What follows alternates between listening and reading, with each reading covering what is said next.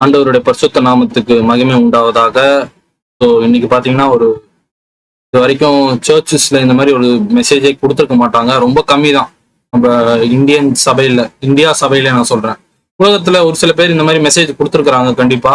ஆனா நம்ம இந்திய சபையில், முக்கியமாக சென்னையில் இருக்கும் சபையில் வந்து பாத்தீங்கன்னா இந்த மாதிரி ஒரு விஷயத்த இந்த மாதிரி ஒரு சர்மன், இந்த மாதிரி ஒரு மெசேஜ் கொடுத்துருக்க மாட்டாங்க.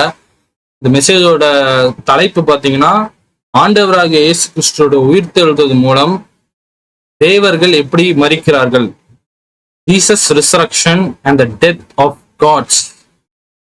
இதை பத்தி பைபிள்ல போட்டிருக்கா? ஸோ இதை பத்தி தான் நம்ம ரிசர்ச் பண்ண போறோம். கிட்டத்தட்ட உங்களுக்கு தெரியும் எவ்வளவு மதங்கள் இருக்கு, எத்தனை தேவர்கள் இருக்கிறாங்க, எவ்வளவு மதங்கள், எத்தனை பேர் அதை பின்பற்றுறாங்க. ஆனா இயேசு கிறிஸ்துவோட உயிர்த்தெழும்புறது மூலம் எப்படி இந்த மற்ற தேவர்கள் இறக்குறாங்க, அவங்களுக்கு இதோட அதிகாரம் கிடையாது இந்த உலகத்துல. ஸோ அதை பத்தி தான் ஒரு ஃபுல் டீட்டெயிலா பார்க்க போறோம். நிறைய பேர் மெசேஜ்னா எனக்கு தூக்கம் வரும், அது மாதிரி போரிங் மெசேஜா இருக்கு. இப்ப இருக்கிற வாலிபர்கள்லாம் மியூசிக் போட்டோமா, டான்ஸ் ஆடணுமா, அதுதான் வர்ஷிப்னு நினைக்கிறாங்க. உண்மையிலே வார்த்தை தான் முக்கியம். மெசேஜ், ஆண்டவரோட அந்த வார்த்தை தான் முக்கியமான விஷயம். ஆனா நிறைய பேருக்கு இப்ப அந்த கான்சன்ட்ரேஷனே இல்லை. எல்லாரும் இப்போ மெசேஜ்னாலே எனக்கு கொட்டாய் வருது, தூக்கம் வருது, அந்த மாதிரி போகுது திருச்சபைகள். ஆனா நான் ஒரு எழுப்புதல் உருவாக்கணும்னு பாக்குறேன். ஸோ இந்த மாதிரி சர்மன்ஸ் எல்லாம் நான் கொடுக்கும்போது பாத்தீங்கன்னா என்னோட வாஞ்சை என்னன்னா, திருச்சபைகள்ல பாத்தீங்கன்னா எல்லாரும் எழுமணும், இந்த மாதிரி வார்த்தை கொடுக்கணும், இந்த மாதிரி தேவ வார்த்தைகள் அவங்களும் எடுத்து பேசணும். இந்த மாதிரி கஷ்டமான டாபிக்லாம் எடுத்து அவங்க பேசணும். மற்ற மதங்களை எப்படி ஆண்டவராக இயேசு கிறிஸ்து முறியடிக்கிறார், இந்த மாதிரி விஷயங்கள்லாம் எடுத்து பேசினாதான் வரும் தலைமுறை முன்னேறும். நானும் ஒரு வாலிபன் தான், நான் எஃபர்ட் போட்டேன். அது மாதிரி பல பேர் எஃபர்ட் பண்ணும். அதுக்கு ஆண்டவராக இயேசு கிறிஸ்து தான் தேவை. பரிசுத்த ஆவி நம்ம நிரப்பினாதான் அது நமக்குள்ள ஃபர்ஸ்ட் ஏற்படும். ஸோ இந்த மெசேஜஸ் எல்லாம் என்னோட மெயின் கோல் என்னன்னு பாத்தீங்கன்னா, இது மூலியமா பல பேர் கண் திறக்க வேண்டும். பல பேர் இன்னும் ஓகே, இவரே இப்படி கொடுக்கும்போது நம்மளும் அப்போ பைபிள் படிச்சா, நான் இத்தனை வருஷம் படிச்சிருக்கிறேன், அப்ப எனக்கு இவ்வளவு விஷயம் தெரியும், நான் ஒருவேளை நான் முன்னாடி அந்த எஃபர்ட் போடல, ஆனா இந்த பிரதர் போட்டிருக்கிறாரு, இனி நானும் எஃபர்ட் போட்டு எனக்கும் சர்ச்ல நான் நல்ல சர்மன் கொடுக்கணும், என்னோட யூத் பசங்களை நான் வளர்க்கணும், வரப்போற சந்ததிகளை வளர்க்கணும். இப்ப இருக்க சர்ச் மெம்பர்ஸ் இன்னும் அதிகமா வார்த்தையை கொடுக்கணும். ஏன்னா வார்த்தையின் தாகம் இந்த உலகத்துக்கு வரப்போகுது. ஏற்கனவே வந்துருச்சுன்னு தான் நான் சொல்லுவேன். யாருக்கும் மெசேஜ்னாலே ஒரு நிமிஷத்துல முடிக்கணும், இல்லைன்னா 30 செகண்ட்ல கொடுத்துட்டு போயிட்டே இருக்கும். 5 நிமிஷம் மேல ஆச்சுனாலே போர் அடிக்குதுப்பா. இல்லைன்னா எனக்கு பணக்கார மெசேஜ் வேணும், நல்ல பணம் கொடுக்குற மாதிரி ஒரு மெசேஜா கொடுங்க, நல்ல ஆசீர்வாதம் வந்துகிட்டே இருக்கணும், அது மாதிரி நிறைய பணம் வர மாதிரி மெசேஜ் கொடுத்தா மக்களுக்கு பிடிக்குது. ஆனா இந்த டீப்பான இந்த விஷயம், ஆத்மா ஆதாயம், எப்படி ஒரு சோலை காப்பாற்றணும், எப்படி ஆண்டவராக இயேசு கிறிஸ்து உயிர்த்தெழும்பினார், அதெல்லாம் இப்போ மக்களுக்கு முக்கியமா இல்லை. அது மாதிரி ஆச்சு. ஏன்னா திருச்சபைகள்ல மெசேஜோட அந்த பஞ்சம் விட்டது. ஸோ என்னோட சர்மன்ஸ் எல்லாமே பாத்தீங்கன்னா மற்றவங்களை மோட்டிவேட் பண்றதுக்கு தான் மெயினா. ரெண்டாவது இந்த மாதிரி மோட்டிவேட் பண்றதுனால என்ன ஆகுதுன்னா, அவங்களும் இன்னும் நல்ல பைபிள் படிச்சு இன்னும் சர்மன்ஸ் நல்லா கொடுக்கணும், சபையை இன்னும் வளர்க்கணும். ஸோ அதுதான் என்னோட முக்கிய இதுவா இருக்கு. ஒரு சின்ன இன்ட்ரடக்ஷன் தான் இது. இப்ப பாத்தீங்கன்னா முதலாவது பாத்தீங்கன்னா இந்த தேவர்கள் ஸ்கிரீன்ல இப்ப பாப்பீங்க. தேவர்கள் எல்லாம் எப்படி, இந்த தேவர்கள் மட்டும் இல்ல, இன்னும் பல மதங்களோட மற்ற தேவர்கள் எல்லாரையும் ஆண்டவர் இயேசு கிறிஸ்து உயிர்த்தெழுந்தது மூலியமாக எப்படி அவர் அழிக்கிறார், அதுக்கான வசனங்கள் முதல்ல நான் காட்டுறேன் உங்களுக்கு. ஃபர்ஸ்ட் சங்கீதம் புஸ்தகம் 82, சங்கீதம் 82 நம்ம அதை படிக்க போகிறோம். முதல் வசனம், தேவ சபையில் தேவன் எழுந்தருளியிருக்கிறார், தேவர்களுக்கு நடுவே அவர் நியாயம் விசாரிக்கிறார். இது வரைக்கும் இது மாதிரி ஒரு வசனத்தை நீங்க பைபிள்ல படிச்சிருக்கீங்களா? சும்மா நம்ம ஏதோ படிச்சிருப்போம், தேவர்கள் தேவர்கள் அப்படின்னு, நம்ம டீப்பா படிச்சிருக்க மாட்டோம். நல்ல கவனிங்க, மறுபடியும் நான் படிக்கிறேன். தேவ சபையில் ஒரு கோட் மாதிரி ஒரு இடம் இருக்கு பரலோகத்துல. தேவன் எழுந்தருளியிருக்கிறார். தேவன்னா யாரோ ஒரு பெரிய ஆள், அதாவது கிட்டத்தட்ட இந்த உலகத்தை படைத்தவர், அதான் தேவன் போட்டிருக்கு. அடுத்த லைன் பாருங்க, தேவர்கள் நடுவில். யாரு?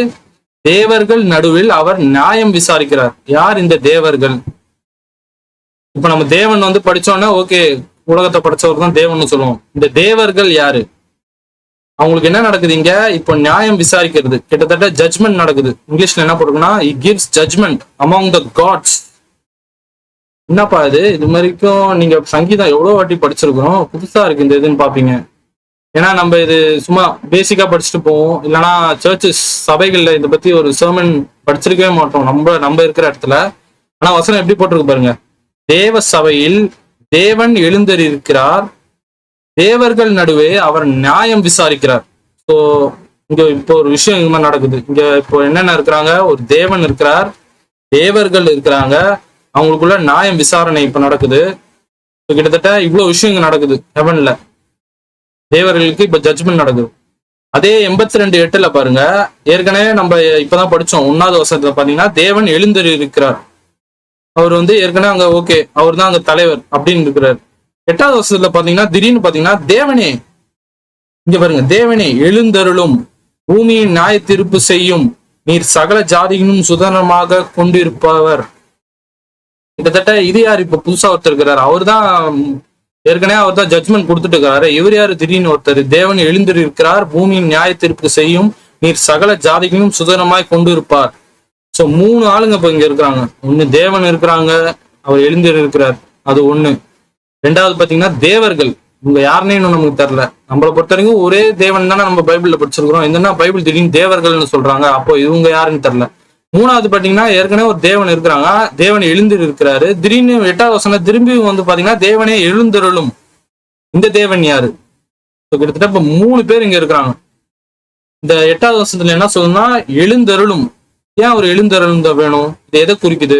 சோ இதை பத்தி எல்லா மர்மங்களும் இப்ப நம்ம இந்த இதுல பார்க்க போறோம். இப்ப 3 பேரை பத்தி நம்ம படிக்க போறோம். ஃபர்ஸ்ட், யார் இந்த தேவன், யார் இந்த தேவர்கள், அப்புறம் சங்கீதம் 82:8 எழுந்தருளும், தேவனே எழுந்தருளும் பைபிள்ல போட்டிருக்கல, இவர் யாரு?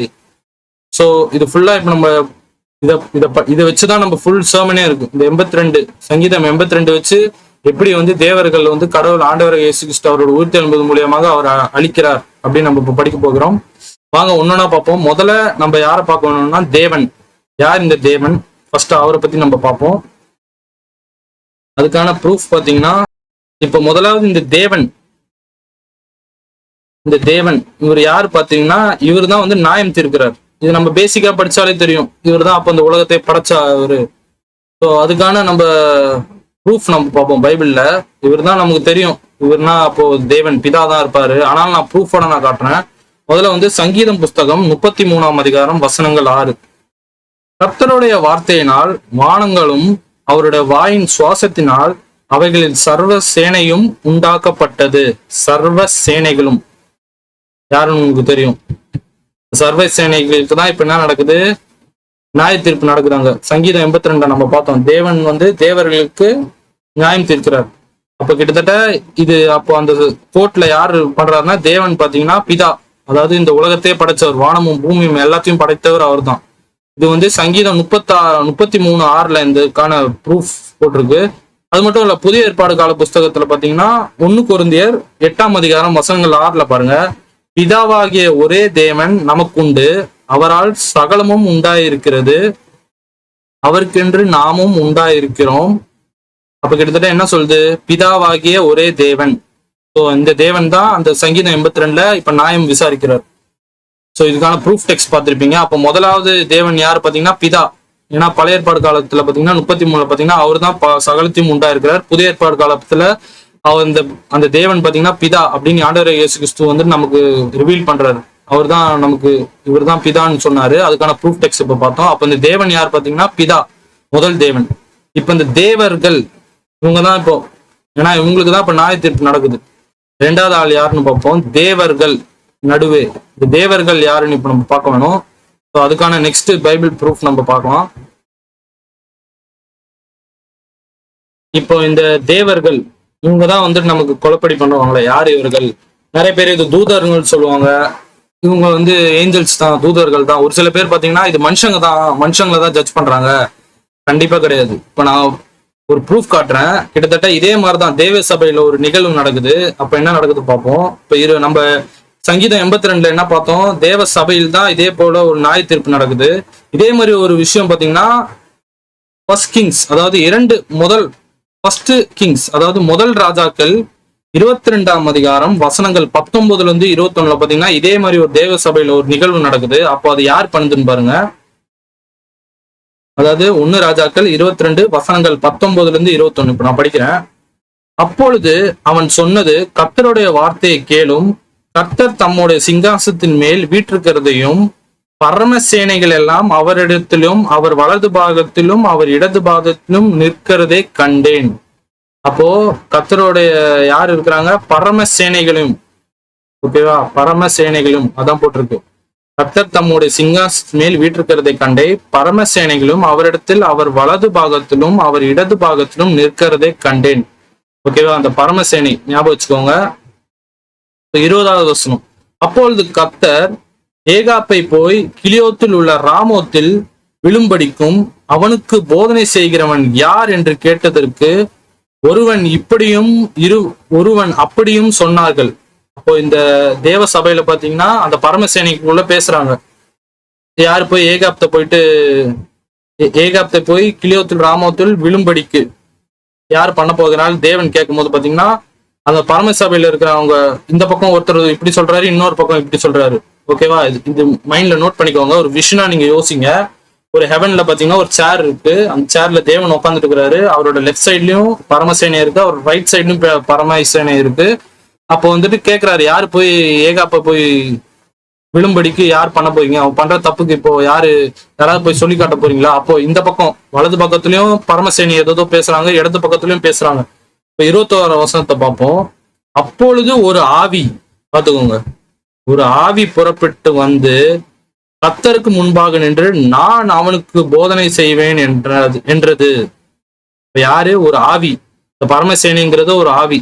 ஆனா தூதருக்கும் ஆவி தானே, ஏஞ்சல்ஸும் ஆவி தானே பைபிள்ல போட்டிருக்கு. அப்போ இவங்களுக்கும் அவங்களுக்கும் வித்தியாசம் இல்லையே. அப்போ தூதர்களா தான் இருக்கும் அப்படின்னு நம்ம நினைப்போம். ஆனா இப்ப நமக்கு தெரிஞ்சிச்சு பரமசேனைங்கிறது ஒரு ஆவி. அந்த ஆவியை தான் வந்துட்டு சங்கீதம் 82 பாத்தீங்கன்னா தேவர்கள்னு கூப்பிடுறாங்க. இப்ப நமக்கு என்ன பிரச்சனைனா, இது வந்து தூதர்களா இல்லைன்னா பரமசேனைங்கிறது ஒரு வேற ஒரு கேட்டகரியா, அதுதான் இப்ப நம்ம பார்க்க போறோம். இதுக்கு பாத்தீங்கன்னா லூக்கா எழுதின சுவிசேஷம் 2ஆம் அதிகாரம் வசனங்கள் 13 பாருங்க. நான் அந்த வசனத்தை படிக்கிறேன். லூக்கா 2:13. அந்த க்ஷணமே பரமசேனையின் திரள் அந்த தூதனிடத்தில் தோன்றியது. அப்ப பாருங்க, இங்க ஒரு தூதன் இருக்கிறாங்க, ஆனா ஒரு பரமசேனையே தோன்றுது. அப்ப கிட்டத்தட்ட 2 பேருக்கும் வித்தியாசம் இருக்கு. ஏஞ்சல்ங்கிறது வேற, பரமசேனைங்கிறது வேற. இங்கிலீஷ்ல பாருங்க, heavenly host appeared with angel. அப்போ பரமசேனைங்கிறது அது ஒரு தனி ஒரு கேட்டகரி. நம்ம எல்லாம் வந்து கடவுள் தூதர்கள் அவள் தான் நம்ம நினைக்கிறோம். கிட்டத்தட்ட அது நிறைய கேட்டகரி இருக்கு. அதே மாதிரி பாத்தீங்கன்னா கருப்பு ட்ரெஸ் போட்டவன் தான் வந்து பிசாசு, வெள்ளை ட்ரெஸ் போட்டவன் வந்துட்டு நல்லவன், நல்ல இது அப்படின்னு தான் நம்ம பைபிள் ஆளுங்க படிப்பாங்க. ஆனா ரொம்ப ஆழமா படிச்சீங்கன்னா இதுக்கு ஒரு பயங்கர ஒரு கேட்டகரி இருக்கு. நான் என்னோட வரப்போற ஃபியூச்சர், அதாவது இப்போ இல்லை, இப்போ என்னால போட முடியாது. கண்டிப்பா ஒரு நாள் வந்து பாத்தீங்கன்னா ஹெவன்ல யார் யார் இருக்கிறாங்க, ஹெவன்லி ஹோஸ்ட் யானா யாரு, இப்போ பரமசேனா யாரு, அவங்களுக்கு என்ன வேலை இருக்கு, பரமசேனையால ஆசீர்வதிக்க முடியுமா? இப்ப நம்ம மற்ற கடவுள்களை வணங்கும் போது அவங்களுக்கு ஆசீர்வாதம் வருது. அப்ப இந்த பரமசேனை இப்ப தப்பு பண்ணதுனால நம்ம நினைக்கிறோம், அப்போ பரமசேனை என்ன, அவங்களுக்கு என்ன பவர் இருக்கு, ஏன் ஆண்டவர் படைச்சாரு, தூதர்கள் ஏன் படைச்சாங்க, மெசஞ்சர்ஸ் ஏன் படைச்சாங்க, சேராபின்னா யாரு, செருபீம்னா யாரு, அதை பத்தி ஃபுல் கிளாஸ். ஏன் முதல்ல ஹெவன் அவர் படைக்கணும், பூமி மட்டும் படைச்சிட்டு விட்டுருக்கலாம்ல, எதுக்கு இவங்க தூதர்கள் இருக்கிறாங்க? இதை பத்தி ஒரு ஃபுல் டீப்பா நான் ஃபியூச்சர்ல எடுக்கிறேன். இப்ப என்னால எடுக்க முடியாது. நான் கொஞ்சம் கொஞ்சமா தான் அந்த சேனல் நான் இப்பதான் க்ரோத் கொண்டு வரேன். இயேசுவோட அந்த ஃபுல் 7 வார்த்தைகளும் அதுக்கப்புறம் இயேசுவோட உயிர்த்தெழுந்ததை பத்தி தான் இப்போதைக்கும் பேசிட்டு இருக்கிறேன். ஆனா ஃபியூச்சர்ல கண்டிப்பா இந்த மாதிரி வீடியோஸ்லாம் எனக்கு ஐடியா இருக்கு, கண்டிப்பா நான் போடுவேன். இப்போதைக்கும் நம்ம இந்த டாபிக்ல நம்ம ஸ்டிக் பண்ணுவோம். இப்போ நமக்கு தெரிஞ்சிருக்கும் பரமசேனைங்கிறது ஒரு ஆவி, அவங்க தனி ஆள். இந்த பரமசேனை தான் தேவர்கள், தூதர்கள் தனி ஆள். இங்க என்ன நடக்குது பாத்தீங்கன்னா, அந்த 1 ராஜாக்கள் 22 பாத்தீங்கன்னா இதே மாதிரி சங்கீதம் 82 எப்படி வந்துட்டு தேவ சபையில் வந்துட்டு பாத்தீங்கன்னா இந்த தேவர்கள் நடுவில் அவர் நியாயம் தீர்க்கிறாரோ அதே மாதிரி ஒரு சீன் தான் இங்க நடக்குது. இங்க பாத்தீங்கன்னா எல்லாரும் வந்து கடவுள் உட்கார்றாரு, கேட்கிறாரு யாரு போய் இது பண்ண போறீங்க? அப்போ ஒரு ஆவி, இந்த பரமசேனைங்கிறது ஒரு ஆவி, அவரு எழும்பி வந்து சொல்றாரு, நான் அவனை போய் சொல்றேன், நான் அவனுக்கு போதனை கொடுக்குறேன் அப்படின்னு 1 ராஜாக்கள் 22 வசனங்கள் 19 21 தெளிவா போட்டிருக்கு. அப்போ இந்த தேவர்கள் யார் பாத்தீங்கன்னா பரமசேனை, ஹெவன்லி ஹோஸ்ட். அவர் ஒரு ஆவி, கிட்டத்தட்ட காட் இஸ் ஸ்பிரிட், கடவுளும் ஆவிதான். அப்ப அவங்கள மாதிரிதான் இவங்களும் இருக்கிறாங்க. அப்ப தூதர்கள் கிடையாது, இவங்க ஒரு வேற ஒரு கேட்டகரி. சோ இந்த தேவர்கள் யாரு பாத்தீங்கன்னா பரமசேனை, ஹெவன்லி ஹோஸ்ட், தூதர்கள். சோ அதுக்கான ப்ரூஃப் நமக்கு இப்ப கிடைச்சிச்சு. இது வரைக்கும் பாத்தீங்கன்னா 3ல 2 பேரை இப்ப கண்டுபிடிச்சிட்டோம். முதலாவது யார் பார்த்தோம்? தேவன், காட். அவர் யாருன்னா பிதான் நம்ம கண்டுபிடிச்சோம் வசனங்களை வைத்து. தேவர்கள், சங்கீதம் அதே 81:1 தேவர்கள் போட்டிருக்கு. அது யாருன்னு இப்பதான் பார்த்தோம் 1 ராஜாக்கள் 22ஆம் அதிகாரம் வசனங்கள் 19-21 பாத்தீங்கன்னா ஹெவன்லி ஹோஸ், பரமசேனை. அந்த பரமசேனைங்கிறது ஒரு ஆவி அப்படின்னு நமக்கு தெரிஞ்சு போச்சு. இப்போ 3வது ஒரு கடவுள் இருக்கிறார், அது யாருன்னு நம்ம பார்ப்போம். 8வது வசனத்தை நம்ம காட்டுறோம் உங்களுக்கு. சங்கீதம் 82ஆம் அதிகாரம் தான் நம்ம பாக்குறோம். அந்த 82 8வது பார்ப்போம். ஏற்கனவே இவ்வளவு விஷயம் நடக்குது. தேவன் ஏற்கனவே எழுந்தருள் இருக்கிறார். ஆனா இங்க பாருங்க, இப்ப மறுபடியும் வந்துட்டு என்ன சொல்றாங்கன்னா, எழுந்தருளும், தேவனே எழுந்தருளும், பூமியை நியாயத்தீர்க்கும் செய்யும், நீர் சகல ஜாதிகளையும் சுதந்திரமாக்கி கொண்டு இருப்பவர். கிட்டத்தட்ட இப்ப இது யாரு? இதுதான் யாருன்னு நமக்கு இப்போ ரொம்ப கஷ்டம் நம்ம நினைப்போம். ஆனா இதுல ஒரு ஈஸியான ஒரு பாயிண்ட் பாருங்க. எழுந்தருளும், யாரு எழுந்தருளும், யாரு உயிர் தெழும்னாங்க. ஈஸியா நம்ம சொல்லிடலாம் ஜீசஸ். ஆனா இதுக்கு அப்ப நான் பிப்ளிக்கல் ப்ரூஃப் காட்டுவேன். இவர் எழுந்தருள்றது மூலியமாக பூமியை நியாயத்திற்கவும் முடியும், சகல ஜாதிகளும் சுதந்திரம் கொண்டு இருப்பார்கள். யாரு? இந்த தேவனே எழுந்தருளும். கிட்டத்தட்ட நம்ம இது நான் இப்ப ஈஸியா நான் உங்களுக்கு சொல்லிட்டேன். எழுந்தருளும்னு நான் உங்களுக்கு ஒரு கீவேர்டு கொடுத்தோன்னே ஜீசஸ் தான், ஏன்னா அவர் உயிர் தெரிஞ்சிட்டாரு. இதுக்கு ப்ரூஃப் நான் காட்டணும். நான் சும்மா வாயால சொல்லி இது பண்ணக்கூடாது, நான் ப்ரூஃபோட காட்டுறேன். இப்ப 2 பேருக்கு ப்ரூஃப் காட்டினேன். தேவன்னா யாருன்னு காட்டினேன், தேவர்கள்னா யாருன்னு காட்டினேன். இப்போ வசனம் 8ல யாரு? இவர் ஜீசஸ் தான். அதுக்கான ப்ரூஃப் இப்ப நான் காட்டுறேன். நிறைய பேர் வந்து ப்ரூஃப் இல்லாம நம்ப மாட்டாங்க, நான் ப்ரூஃபோட காட்டுறேன் உங்களுக்கு. ஓகே, இப்போ அந்த ப்ரூஃப் டெக்ஸ்ட் நம்ம பார்ப்போம். இது வந்து தேவன் வசனம் 8ல, சங்கீதம் 82:8 யாருன்னு இது பாத்தீங்கன்னா, இதே வசனம் பாத்தீங்கன்னா அந்த சங்கீதம் 82 அப்படியே பாத்தீங்கன்னா ஆண்டவராக இயேசு கிறிஸ்து பாத்தீங்கன்னா யோவான் 10ல வந்துட்டு யூதர்கள் கிட்ட சொல்றாரு. நம்ம அது ஃபுல்லா படிக்க போறோம். முதலாவது பாத்தீங்கன்னா யோவான் 10ஆம் அதிகாரம் வசனங்கள் 30-37. இது ஃபுல்லாவே பாத்தீங்கன்னா அவர் அந்த சங்கீதம் 82 தான் அவர் வந்துட்டு குறிப்பிடுகிறார். இந்த சங்கீதம் 82ல போட்டிருக்கே, அது என்ன பத்தி தான் போட்டிருக்குன்னு அவர் குறிப்பிடுகிறார். நம்ம ஒன்னொன்னா பார்ப்போம். முதல்ல பாத்தீங்கன்னா, நானும் பிதாவும் ஒன்றா இருக்கிறோம் என்றார். I and the father are one. இப்போ நீங்க 82ல பாத்திருப்பீங்க. ஃபர்ஸ்ட் பாத்தீங்கன்னா ஒரு தேவன் இருக்கிறாரு, தேவ சபையில எழுதியிருக்கிறார், அது வந்து பிதா. 8வது வருஷத்துல பாத்தீங்கன்னா திடீர்னு பாத்தீங்கன்னா தேவன் எழுந்தர் இருக்கிறார், பூமியை நியாயத்திற்கும் செய்யும், நீர் சகல ஜாதிகளும் சுதந்திரமாக்கி கொண்டிருப்பவர். இப்ப இந்த தேவன் யாரு பாத்தீங்கன்னா, அவர் யோவான் 10:30 சொல்றாரு, நானும் பிதாவும் ஒன்றா இருக்கிறோம். கிட்டத்தட்ட நாங்க 2 பேரும் ஒண்ணுதான். அவர் வந்து தேவர்களுக்கு ஜட்ஜ்மெண்ட் கொடுக்குறாரு, அதனோட எக்ஸிகியூஷன் நான் தான் அதனோட நியாயத்தீர்ப்பு பண்ண போறேன். அவர் வந்து தேவ சபையில எக்ஸிகியூஷன் கொடுக்குறாரு, அதனோட ரியல் ப்ரூஃப். நான் பூமிக்கு வந்து இங்க இந்த தேவர்களை நான் தோக்கடிக்க இங்க வந்திருக்கிறேன். எல்லாரும் யாரெல்லாம் மக்களை ஏமாத்திருக்கிறாங்களோ என்னோட பாவ மரணத்தினால் நான் வந்து எல்லாரும் இந்த உலகத்துல பாவம் செஞ்சிருக்கிறாங்க. நான் இப்ப என்னோட மரணத்தினால் எல்லாரையும் மீட்க போறேன். எப்படி? வெறும் மரணத்தினால் மட்டும் இல்ல, நான் உயிர் தெழும்பது மூலியமாக இந்த உலகத்துக்கே நீ ரட்சிப்பு வர போறது. சோ அதனாலதான் சொல்றாரு சங்கீதம் 82 பாத்தீங்கன்னா, நானும் பிதாவும் ஒன்றா இருக்கிறோம். கிட்டத்தட்ட இது வந்து 82 என்ன போட்டிருக்குன்னா, முதல் ஆளும் தேவன் தான், 8வது வருஷத்துலயும் தேவன் எழுந்திருக்கிறார். கிட்டத்தட்ட 2 பேரும் ஈக்குவல் தான். ஏன்னா ரெண்டுமே அந்த சேம் தேவனே தேவனேன்னு தான் போட்டிருக்கு. ஆனா இவர்கள் வந்து பாத்தீங்கன்னா ஸ்மால் ஜி. இங்கிலீஷ்ல பாத்தீங்கன்னா உங்களுக்கு தெரியும், தமிழ்ல நமக்கு கிளீனா இல்ல. இங்கிலீஷ்ல பாருங்க, பெரிய ஜி இருக்கு. இது வந்து பாத்தீங்கன்னா மெயின் காட், இது வந்து ஸ்மால் ஜி காட்ஸ். இவங்க வந்து ஸ்மால் ஜி இவங்க. அதே மாதிரி பாத்தீங்கன்னா இங்க பாருங்க, பெரிய ஜி, எஸ் வராது, வெறும் காட் மட்டும்தான் இருக்கு. ஆனா அவங்களுக்கு பாத்தீங்கன்னா அப்போஸ்ட் ஆஃப் எஸ் இங்கிலீஷ்ல பாத்தீங்கன்னா இருக்கும். இதுல பாத்தீங்கன்னா தமிழ்ல வந்து தேவர்கள் அப்படின்னு போட்டிருக்கு. ஆனா இங்கிலீஷ்ல இன்னும் சூப்பரா தேவனே தேவன். இப்போ அவர் ஏன் அந்த யோவான் 10:10 என்ன சொல்றாருன்னா, நானும் பிதாவும் ஒன்றா இருக்கிறோம் என்றார். சொல்லியோன்னா அடுத்த செகண்ட் யூதர்களுக்கு என்ன ஆகுது பாருங்க. அப்போது 31 நான் படிக்கிறேன். அப்பொழுது யூதர்கள் மறுபடியும் அவர் மேல் கல் எறியும்படிக்கு கல்களை எடுத்துக்கொண்டார்கள். சோ கிட்டத்தட்ட இவர் என்ன சொல்லிட்டாருன்னா, நானும் பிதா ஒண்ணுன்னு சொன்னா கிட்டத்தட்ட என்ன அர்த்தம், இவரும் கடவுள் தான் அப்படின்னு ஒரு ப்ரூஃப் கொடுக்குறாரு. அது சங்கீதம் 82 நம்ம பார்த்தோம். அதுதான் அவர் வந்து கோட் பண்றாரு. ஆமா, நானும் பிதா ஒண்ணுதான். 31 டப்புன்னு பாத்தீங்கன்னா, என்னது நீ கடவுளா அப்படின்னு கல் எடுக்க பாக்குறாங்க யூதர்கள். அப்போ இயேசு வந்து 32 என்ன சொல்றாரு பார்ப்போம். இயேசு அவர்களை நோக்கி, நான் என் பிதாவினால் அநேக நற்கிரியைகளை உங்களுக்கு காண்பித்தேன், அவைகளில் எந்த கிரியை நிமித்தம் என் மேல் கல் எறிய வேண்டும் என்றீர்கள்? நான் எவ்வளவு நல்லது உங்களுக்கு செஞ்சிருக்கிறேன், எவ்வளவு அற்புதங்கள் செஞ்சிருக்கிறேன், நீங்க கல் எடுத்து என்ன அடிக்க பாக்குறீங்களே, எதுக்காக? எந்த நற்கிரியை நான் பண்ணதுக்காக நீங்க இப்ப கல் எறிய போறீங்க? அதுக்கு யூதர்கள் ரிப்ளை பண்றாங்க 33. யூதர்கள் அவருக்கு பரிவுத்தரமாக, நற்கிரியை நிமித்தம் நாங்கள் உன்மேல் கல் எறியதில்லை, நீ மனுஷகுமாரனா இருக்கிறீ, உன்னை தேவன் என்று சொல்லி இவ்விதமாக தேவதூஷணம் சொல்லி இருக்கபடினால் உன்மேல் கல் எறிகிறோம் என்றார்கள். கிட்டத்தட்ட அவங்க என்ன சொல்றாங்கன்னா, நீ நல்லது பண்ணதுக்காகலாம் நான் கல் எறியல. நீ தன்னைத்தானே நான் தேவகுமாரன், நான் தேவன், நானும் பிதாவும் ஒண்ணுன்னு சொன்னதுனால தான் நாங்க கல் எறிகிறோம். ஏன்னா நீ தேவதூஷணம் பேசிட்ட, நீ கடவுள்னு நீ ஒன்னு தன்னைத்தானே சொல்ற. அப்ப இயேசு என்ன ஆன்சர் பண்றாரு பாருங்க. 34 நான் படிக்கிறேன். இயேசு அவருக்கு பரிவுத்தரமாக, தேவர்களாய் இருக்கிறீர்கள் என்று நான் சொன்னேன் என்பதாய் உங்கள் வேதத்தில் எழுதியிருக்கிறதே. அதாவது என்னன்னா இங்கிலீஷ்ல பாருங்க, it is not written in your law, I have said you are gods. இது எங்க போட்டிருக்குன்னு நான் இப்ப காட்டுறேன் பாருங்க. சங்கீதம் 82 போவோம். 82 வசனம் பாருங்க. You are gods. கிட்டத்தட்ட நீங்க என்ன சொல்றீங்கன்னா பிதா மட்டும்தான் தேவன் சொல்றீங்க. ஆனா உங்களோட புஸ்தகம், நீங்க பழைய ஏற்பாடு கால புஸ்தகம், ஐயோ மோசே கொடுத்தது, தாவீதுக்காரன் எழுதுனது, அவ்வளவு நீங்க இது பண்றீங்களே, அந்த தாவீதுக்காரன் அந்த சங்கீதத்திலே என்ன போட்டிருக்கு பாருங்க. அவங்கள பார்த்து என்ன சொல்றாங்க, தேவர்கள். அந்த யாருன்னு நான் ஒரு குறிப்பிடல.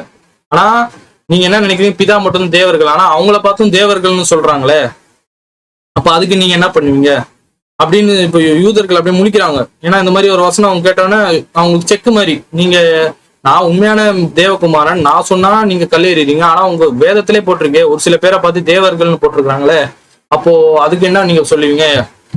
உங்களோட ஸ்கிரிப்சர், அதாவது தேவர்கள் என்று நான் சொன்னது என்பது உங்கள் வேதத்தில், அதாவது நீங்க படிக்கிற அந்த பழைய ஏற்பாட்டிலே போட்டிருக்கே, வெறும் நீங்க பிதா மட்டும்தான் தேவன் சொல்றீங்க, ஆனா உங்க வேதத்துல பாத்தீங்கன்னா தேவர்கள்னு போட்டிருக்கே, யூ ஆர் காட்ஸ் அப்படிதான் எடுத்து போட்டிருக்கு. அப்போ அவங்களுக்கு ஷாக் ஆச்சு இந்த வசனத்தை கேட்டோன்னே. இப்போ 35 நான் படிக்கிறேன். வேத வசனத்தை பெற்றுக்கொண்டவர்கள் தேவர்கள் என்று அவர்கள் சொல்லி இருக்கிறது வேத வாக்கியமும் தவறா இருக்கிறா. கிட்டத்தட்ட பாத்தீங்கன்னா அப்படின்னா தவறுன்னு நீங்க சொல்றீங்களா? கிட்டத்தட்ட வேத வாக்கியம் கூறியிருக்கு அவர்கள் தேவர்கள்னு வசனம் போட்டிருக்க 82ல, அப்ப என்ன தப்பா அப்படின்னு 35 சொல்றாரு. அப்போ 36ல இதுதான் முக்கியம். பிதாவினால் பரிசுத்தமாக்கப்பட்டு உலகத்தில் அனுப்பப்பட்டு இருக்கிற நான் என்னை தேவனுடைய குமாரன் என்று சொல்லியதால் தேவதூஷணம் சொன்னாய் என்று நீங்கள் சொல்லலாமா?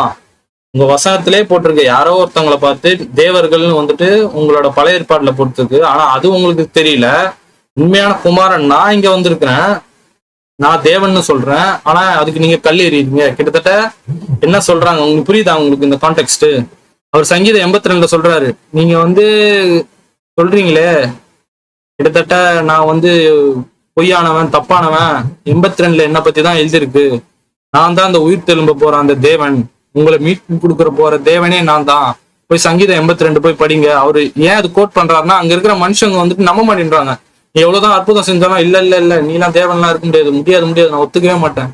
அவர் சொல்றாரு, நீ இவ்வளவு பேசுறியப்பா, நான் இவ்வளவு அற்புதம் செஞ்சுட்டு நீ கேட்க மாட்டேன்றல, போய் சங்கீதம் 82 போய் படி. என்ன பத்தி தான் போட்டிருக்கு, நானும் பிதாவும் one, I and the father are one, நானும் பிதாவும் ஒன்று. சங்கீதம் 82:8 போய் பாரு, தேவனே எழுந்தருளும். அவங்க யூதருக்கு தெரியும், ஏன்னா ஆண்டவர் இயேசு கிறிஸ்து முன்னாடியே ஒரு வாட்டி அவர் சொல்லுவாரு, என்ன நீ இந்த தேவாலயத்தை அழிச்சுக்க என்னை அழிச்சிரு, 3 நாள்ல நான் திரும்ப நான் எழும்புவேன். அப்பெல்லாம் அவங்க சொல்லுவாங்க, அவங்க என்ன நினைப்பாங்கன்னா தேவாலயங்கிறது பில்டிங் தான், அப்பா இது கட்டவே 46 வருஷம் ஆச்சு, நீ என்ன 3 நாளே இது கட்டிடுவே நீ. அவங்களுக்கு புரியல. ஆனா அந்த தேவாலயங்கிறது ஆண்டவர் இயேசு கிறிஸ்து சரீரம். அவர் என்ன சொல்றாருன்னா, என்னை நீ அழிச்சிரு, 3 நாள்ல நான் திரும்பி எழுப்பி நான் காட்டுறேன். அதுதான் சங்கீதம் 82:8 அவர் சொல்றாரு. இப்ப நம்ம பார்ப்போம், உங்களுக்கு புரிஞ்சிருக்கும் நான் நம்புறேன். யோவான் 10ல பாத்தீங்கன்னா, யோவான் 10:30-37 பாத்தீங்கன்னா இதே தேவர்கள் பேசேஜ் தான் வருது. ஆனா அதுல சொல்றாரு, நானும் பிதாவும் ஒண்ணு, நீங்க யாருக்கிட்ட பேசுறேன்னு தெரியாம பேசுறேன், நீங்க கிட்டத்தட்ட நானும் பிதாவும் ஒண்ணு, கிட்டத்தட்ட உங்களுக்கு நான் தான் சால்வேஷன் கொடுக்க போறேன், நான் தான் அந்த தேவகுமாரன். சங்கீதம் 82:8 தேவனே எழுந்தருளும்னு போட்டிருக்கு, அது நான் தான். ஆனா அவங்க அப்பவும் நம்பல, அற்புதம் செஞ்சும் நம்பல, தீர்க்கதரிசனம் காட்டியும் நம்பல யூதர்கள். இல்ல நீ வந்துட்டீங்கன்னா அப்ப நாங்க எப்படி மனுஷங்களை ரூல் பண்ணுவோம், அந்த மைண்ட் செட்ல இருக்கிறாங்க. மேசையா வந்துட்டா அப்ப நாங்க இவ்வளவு நாள் கண்ட்ரோல் பண்ணியிருந்தோமே, அப்ப அவங்களாம் எங்களை விட்டு போயிடுவாங்களே, இனி உன்னை பின்பற்றி போயிடுவாங்களே, அதனாலே அவங்களுக்கு இயேசுவை கொல்லணும். இது ஒண்ணும் பண்ண முடியாது. இது அவங்களோட அந்த காலத்தோட அவங்க ஏத்திருந்தா வேற மாதிரியா இருக்கும். நம்ம டாபிக் வரும். சோ இந்த 3வது ஆள் யாருன்னு உங்களுக்கு தெரிஞ்சிருக்கும். யோவான் 10:30-37 பாத்தீங்கன்னா இயேசுவே சொல்றாரு, நான் தான்ப்பா அந்த தேவனே, இந்த எழுந்தருளுங்கிறது நான் தான் உயிர் தெழும்ப போறேன். அதுதான் நான் உங்ககிட்ட சொல்றேன். ஆனா அப்பவும் கேட்க மாட்டேங்கிறாங்க. இப்ப இருக்கிற மனுஷங்க பாத்தீங்கன்னா அதை யோவான் 10 படிச்சுட்டு என்ன சொல்றாங்கன்னா, இது இஸ்ரேல் இஸ்ரேல் மக்களை பத்தி தான் புரியுது, ஜீசஸ் கிடையாது. யூ ஆர் காட்ஸ்னா அது வந்து பாத்தீங்கன்னா இஸ்ரேல்ல இருக்கிற எல்டர்ஸை குறிக்குது. எப்பா அவங்க எப்படிப்பா இருக்க முடியும்? ஜீசஸ் சொல்றாரு அது நான் தானு. ஆனா இப்ப இருக்கிற பாஸ்டர்ஸ் பாத்தீங்கன்னா இந்த மாதிரி விஷயம்லாம் படிக்கக்கூடாது, தேவர்கள்னு பைபிள் இருந்தா ஐயோ நான் என்ன மெசேஜ் கொடுப்பேன். இவ்வளவு நாள் பாத்தீங்கன்னா ஒரே தேவன் தான் இருக்கிறாங்க, மத்தவங்கலாம் தேவர்களே கிடையாது, அவங்களாம் சும்மா ஏஞ்சல்ஸுங்கிறது, அவங்களாம் சும்மா ஏஞ்சல் அவ்வளவுதான்.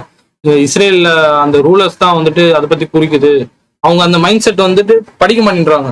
யாரோ ஒருத்தவங்களோட புக்கை படிச்சிடறாங்க, அவ்வளவுதான் இதான் ஆன்சரு. அவங்களா டீப்பா படிச்சு அவங்க ஆன்சர் தெரிய மாட்டேங்குது. ஸோ அதனாலதான் நான் என்கரேஜ் பண்றேன் எல்லாரும் மறுபடியும் படிங்க, படிச்சுக்கிட்டே இருங்க. ஏன்னா பைபிள் வந்துட்டு ஒரு டீப் உள்ள போயிட்டே இருக்கும், ஆழம் போயிட்டே இருக்கும். ஸோ உங்களுக்கு புரிஞ்சிருக்கும் நான் நம்புறேன். இப்போ 3 தேவர்கள், ஒரு தேவன் எழுந்தருளும். ஸோ இப்போ அந்த 3வது ஆள் யாருன்னு உங்களுக்கு தெரிஞ்சிருக்கும். அது ஏற்கனவே நான் சொல்லிட்டேன், ஈஸியா வந்து சொல்லிட்டேன், ஆண்டவரை இயேசு கிறிஸ்து. ஆனா யோவான் 10:30-37 பாத்தீங்கன்னா ஆண்டவரை இயேசு கிறிஸ்துவே சொல்றாரு அது நான் தான். நீங்க சொல்றீங்களே, உங்க வேத வாக்கியத்திலே போட்டிருக்கு பாருங்க, யூ ஆர் காட்ஸ். ஆனா நீங்க நான் இவ்வளவு அற்புதம் செஞ்சுட்டேன், நானும் பிதாவும் ஒண்ணுன்னு சொல்றேன், நான் உனக்கு கல் எறிஞ்சு கொள்ளதான் பார்ப்பேன். அப்படியா? உனக்கு நான் தீர்க்கதரிசனமும் காட்டுறேன், இல்ல நான் ஏத்துக்க மாட்டேன். ஸோ உங்களுக்கு புரிஞ்சிருக்கும் நான் நம்புறேன். இந்த 3வது ஆள் யாருன்னு நம்ம பார்த்துட்டோம். ஸோ நமக்கு இப்போ 3 பேரை பத்தி ஃபர்ஸ்ட் தெரியல. கிட்டத்தட்ட 25 நிமிஷம் ஆச்சு இது நான் சொல்ல. 25 நிமிஷத்துல பாத்தீங்கன்னா இப்போ நமக்கு 3 பேரும் தெரிஞ்சிச்சு. இந்த சங்கீதம் 82:1 யாருன்னு பார்த்தோம். தேவன்கிறது முதல்ல தேவன் வந்து தேவ சபையில இருக்கிறது பாத்தீங்கன்னா அது பிதான்னு நமக்கு தெரிஞ்சிச்சு.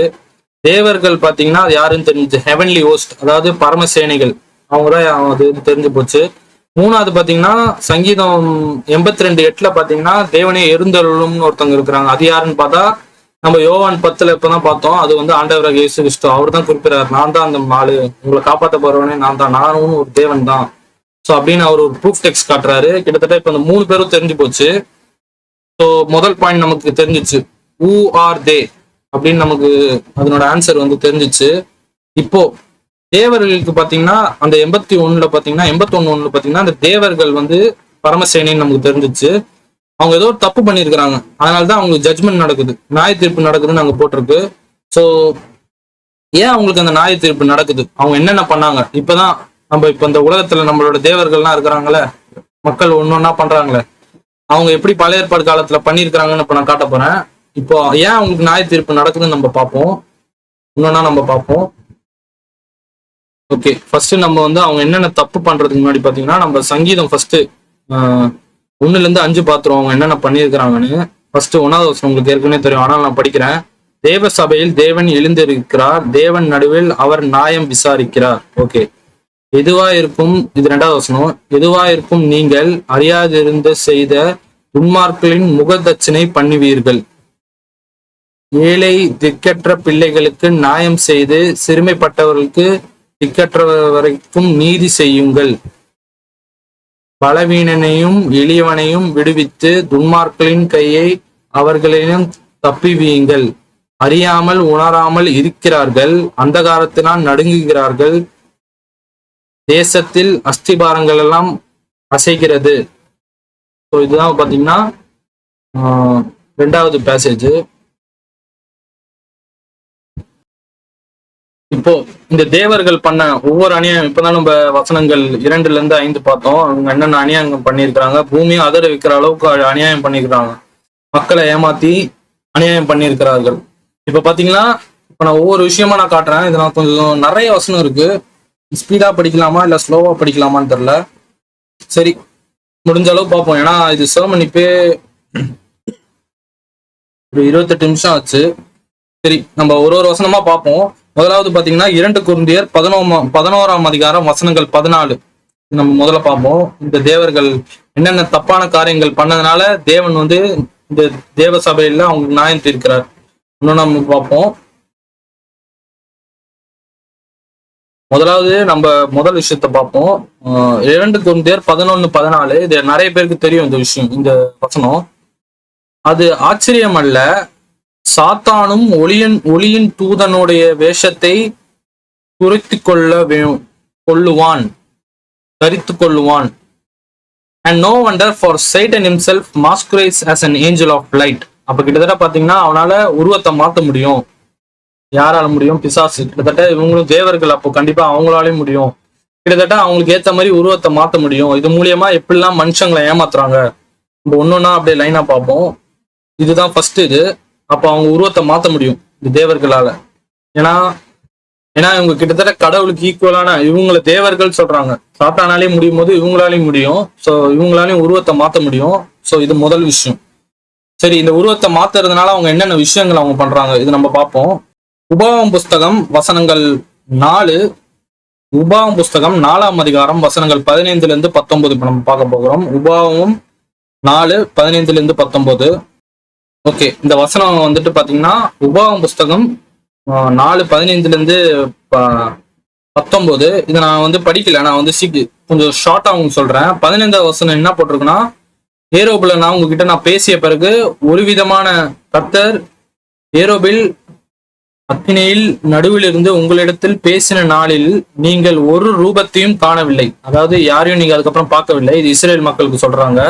அதனால என்ன சொல்றாருன்னா 16ஆவது வசனம்ல, அதனால தயவு செய்து எந்த விதமான ஐடில், அதாவது சிலையை பண்ணிட, ஆகையால் நீங்கள் உங்களுக்கு எடுத்துக்கொண்டு ஆண் உருவமும் பெண் உருவமும், உங்களுக்கு தெரியும் அவங்கள பண்ணக்கூடாதுன்னு சொல்றாங்க. அப்ப ஏற்கனவே முன்னாடி வந்துட்டு யாரோ ஏமாத்தி இவங்க பண்ணியிருக்கிறாங்க.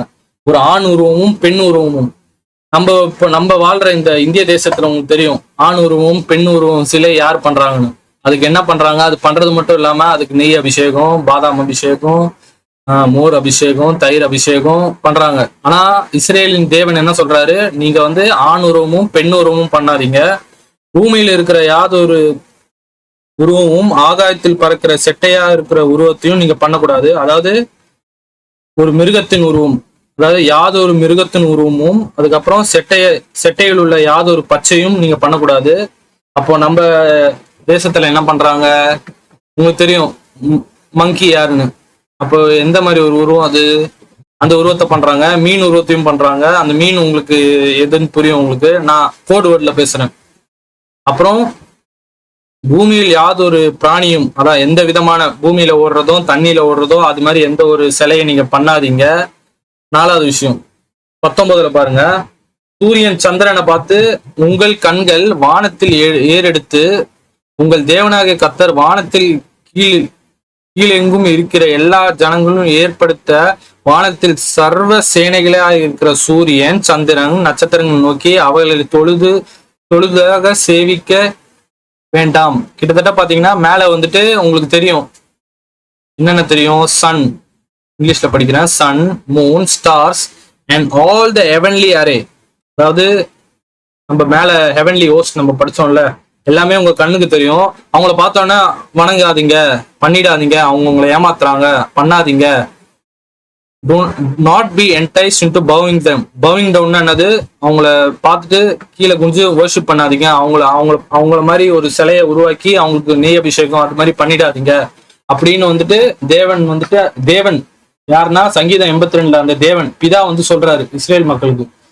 இந்த மாதிரி நீங்க முன்னாடி பண்ணியிருந்தீங்க, இப்ப என்ன நீங்க பாத்துட்டீங்க, என்னோட உருவம்னா என்ன தெரியும், நான் ஒரு ஆவி, அதனால எனக்கு ஃபார்ம்லெஸ், எனக்கு ஒரு ஷேப் இல்லை, எதுவுமே இல்லை. நான் வந்து எப்படி வேணாலும் நீங்க நினைக்கிற மாதிரி இப்படிதான் இருப்பா, அப்படிலாம் இல்லை. எனக்கு ஒரு ஃபார்மே இல்லை, நானா உருவாக்குனதுதான் ஹெவன். அங்கதான் என்னோட இது தெரியும், தவிர நீங்க என்னை வச்சு ஒரு எதுவுமே பண்ணாதீங்கன்னு வந்துட்டு தேவன் சொல்றாரு. ஆனா இங்க உபாகமம் புஸ்தகம் 4ஆம் அதிகாரம் வசனங்கள் 15-19 பாத்தீங்கன்னா இந்த மாதிரி விஷயங்களை பண்ணாதீங்க, நீங்க சிலைகளை உருவாக்காதீங்க, ஒரு ஆண் உருவமும் பெண் உருவமும் எடுத்து பண்ணாதீங்க. அப்ப ஏற்கனவே யாரோ ஒருத்தவங்க சொல்லியிருக்கிறாங்க, சொன்னதுனாலதான் அவங்க பண்ணியிருக்கிறாங்க. அப்ப அது யாரு, அதுதான் இந்த தேவர்கள், ஹெவன்லி ஹோஸ்ட். அவங்க வந்துட்டு என்ன பண்ணியிருக்கிறாங்கன்னா இந்த மக்களுக்கு வந்து உண்மையான நீதியை சொல்லாம அவங்க என்ன பண்ணியிருக்கிறாங்கன்னா இந்த மக்களை ஏமாத்தி என்ன பண்ணியிருக்கிறாங்க, சிலையை உருவாக்க சொல்லியிருக்கிறாங்க. அப்போ இந்த பரமசேனை இல்ல, எல்லாரும் கிடையாது, ஒரு சில பரமசேனைகள் அவங்க ஒளியும் தூதனா மாறலாம். நம்ம இப்பதான் வசனத்துல பார்த்தோம். அப்போ அவங்களுக்கு ஏத்த மாதிரி மாத்தி இந்த மக்களை ஏமாத்தி ஒரு சிலையை பண்ணுன்னு சொல்லியிருக்கிறாங்க. ஆனா நம்ம வேதத்துல என்ன சொல்லுது, இந்த மாதிரி பண்ணாத, ஆண் உருவம் பெண் உருவம் பண்ணாத, மிருகத்துல இருக்கிற மாதிரி பண்ணாத, தரையில ஓடுற மாதிரி பண்ணாத, மேல இருக்கிற நட்சத்திரத்தை வணங்காத. ஆனா ஒரு மதம் என்ன பண்ணுது, அப்படியே அது பண்ணுது. சோ அந்த மதத்துக்கு இப்ப சேலஞ்ச். அந்த மதத்துல இருக்கிற அனைத்து கடவுளுக்கும் சங்கீதம் 82 இப்ப நியாய தீர்ப்பு நடக்கிறது. சங்கீதம் 82 எழுதும் போது சொல்றாங்க, அந்த தேவர்கள் மக்களை ஏமாத்துற அந்த தேவர்களுக்கு இப்ப நியாய தீர்ப்பு இந்த தேவ சபையில் நடக்கிறது. அப்போ அதுதான் அந்த வசனம் வந்து சங்கீதம் 82 கூறுது. அப்போ இது எந்த மதம்னு உங்களுக்கு தெரிஞ்சிருக்கும். கிட்டத்தட்ட இந்த மதம் பாத்தீங்கன்னா அவங்க இருக்கிற அனைத்து தேவர்களுக்கும் அவங்க எப்படி மாறினாங்கன்னு தெரியாது, அவங்களோட உண்மையான ஷேப் நமக்கு தெரியாது. ஆனா அவங்க ஒரு பரமசேனை, அவங்க ஒரு ஹெவன்லி ஹோஸ்ட், அதுதான் நம்ம படிச்சோம். இந்த தேவர்கள் பாத்தீங்கன்னா அவங்க ஒரு ஹெவன்லி ஹோஸ்ட், பரமசேனைகள். அவங்க பாத்தீங்கன்னா அவங்க உண்மையை சொல்லல. இப்ப அந்த 1 ராஜாக்கள் 22 பாத்தீங்கன்னா அவங்க கடவுள் சொல்றத செய்யறாங்க. இவங்களும் கடவுள் சொல்றது செய்யணும், ஆனா இவங்க செய்யாம தமக்கு தானே மகிமைப்படுத்திக்கணும். கடவுள் எது எதெல்லாம் எஸ் சொல்றாரோ அதை நம்ம நோ சொல்ல வைக்கணும், எது எதெல்லாம் நோ சொல்றாரோ அதை எஸ் சொல்ல வைக்கணும். ஐடியல் வர்ஷிப் பண்ணாதையா பண்ணு, நீ அதை வணங்காதையா நீ அந்த சிலையை வணங்கு. அது மூலியமா மக்களை வந்துட்டு அவங்க ஏமாத்தி வசியப்படுத்திட்டாங்க. அதுதான் வந்து 82 சங்கீதம் 82:2-5 நம்ம படிச்சோம். திக்கற்ற பிள்ளைகளை காப்பாத்துங்க, ஒண்ணுமே அறியாத மக்களை நீங்க தான் காப்பாத்தணும், இந்த தேவர்கள் ஏமாத்திட்டாங்க, அவங்களுக்கான நியாயம் தீர்க்குங்க அப்படின்னு சங்கீதக்காரன் எழுதுறான். ஸோ முதலாவது இந்த விஷயம் வந்து பாத்தீங்கன்னா பண்ணாதன்னு சொல்ற விஷயத்த பாத்தீங்கன்னா அவங்க கத்து கொடுத்ததுனால அவங்களுக்கு இப்ப என்ன பண்றாரு, தேவன் அவங்களுக்கு நியாயம் தீர்க்கிறார். ஓகே, 2வது விஷயம் பாருங்க. இப்ப நான் சொன்னதுதான், இப்ப வெறும் இது சிலையை பண்ணாதீங்கன்னு மட்டும் தான் சொன்னாங்க. ஆனா எரேமியா புஸ்தகம் 7ஆம் அதிகாரம் வசனங்கள் 18 பாத்தீங்கன்னா இவங்க அந்த சிலைக்கு பால் அபிஷேகம் நெய் அபிஷேகம்லாம் ஊத்துறாங்க. இப்போ அதுக்கான ப்ரூஃப் டெக்ஸ்ட் தான் நான் எடுக்கிறேன். ஏன்னா நம்ம உபாகம் புஸ்தகத்துல பாத்தீங்கன்னா வெறும் அந்த சிலைகளை பண்ணி வணங்காதீங்கன்னு தான் போட்டிருக்கு. அது எதுவும் பால் ஊத்தல நெய் ஊத்தல அதை பத்தி எதுவுமே நம்ம படிக்கலையே. ஸோ அதுக்கான ஒரு ப்ரூஃப் தான் நான் எடுக்கிறேன். வசனங்கள் மட்டும் நான் சொல்றேன். எரேமியா 7:18 நான் படிக்க விரும்பல, இது நான் ஈஸியா முடிக்கிறேன். தே போர் அவுட் ட்ரிங்க், அதாவது என்ன பண்றாங்கன்னா போர்னா வந்து ஊத்துறாங்க. Drink offering to other gods, அந்நிய தேவர்களுக்கு என்ன பண்றாங்கன்னா ஊத்துறாங்க. அந்த சிலை மாதிரி உருவாக்கி அவங்க பாத்தீங்கன்னா எரேமியா 7:18 பாத்தீங்கன்னா ஊத்துறாங்க. உங்களுக்கு தெரியும் எந்த மதம் அது பண்ணுதுன்னு.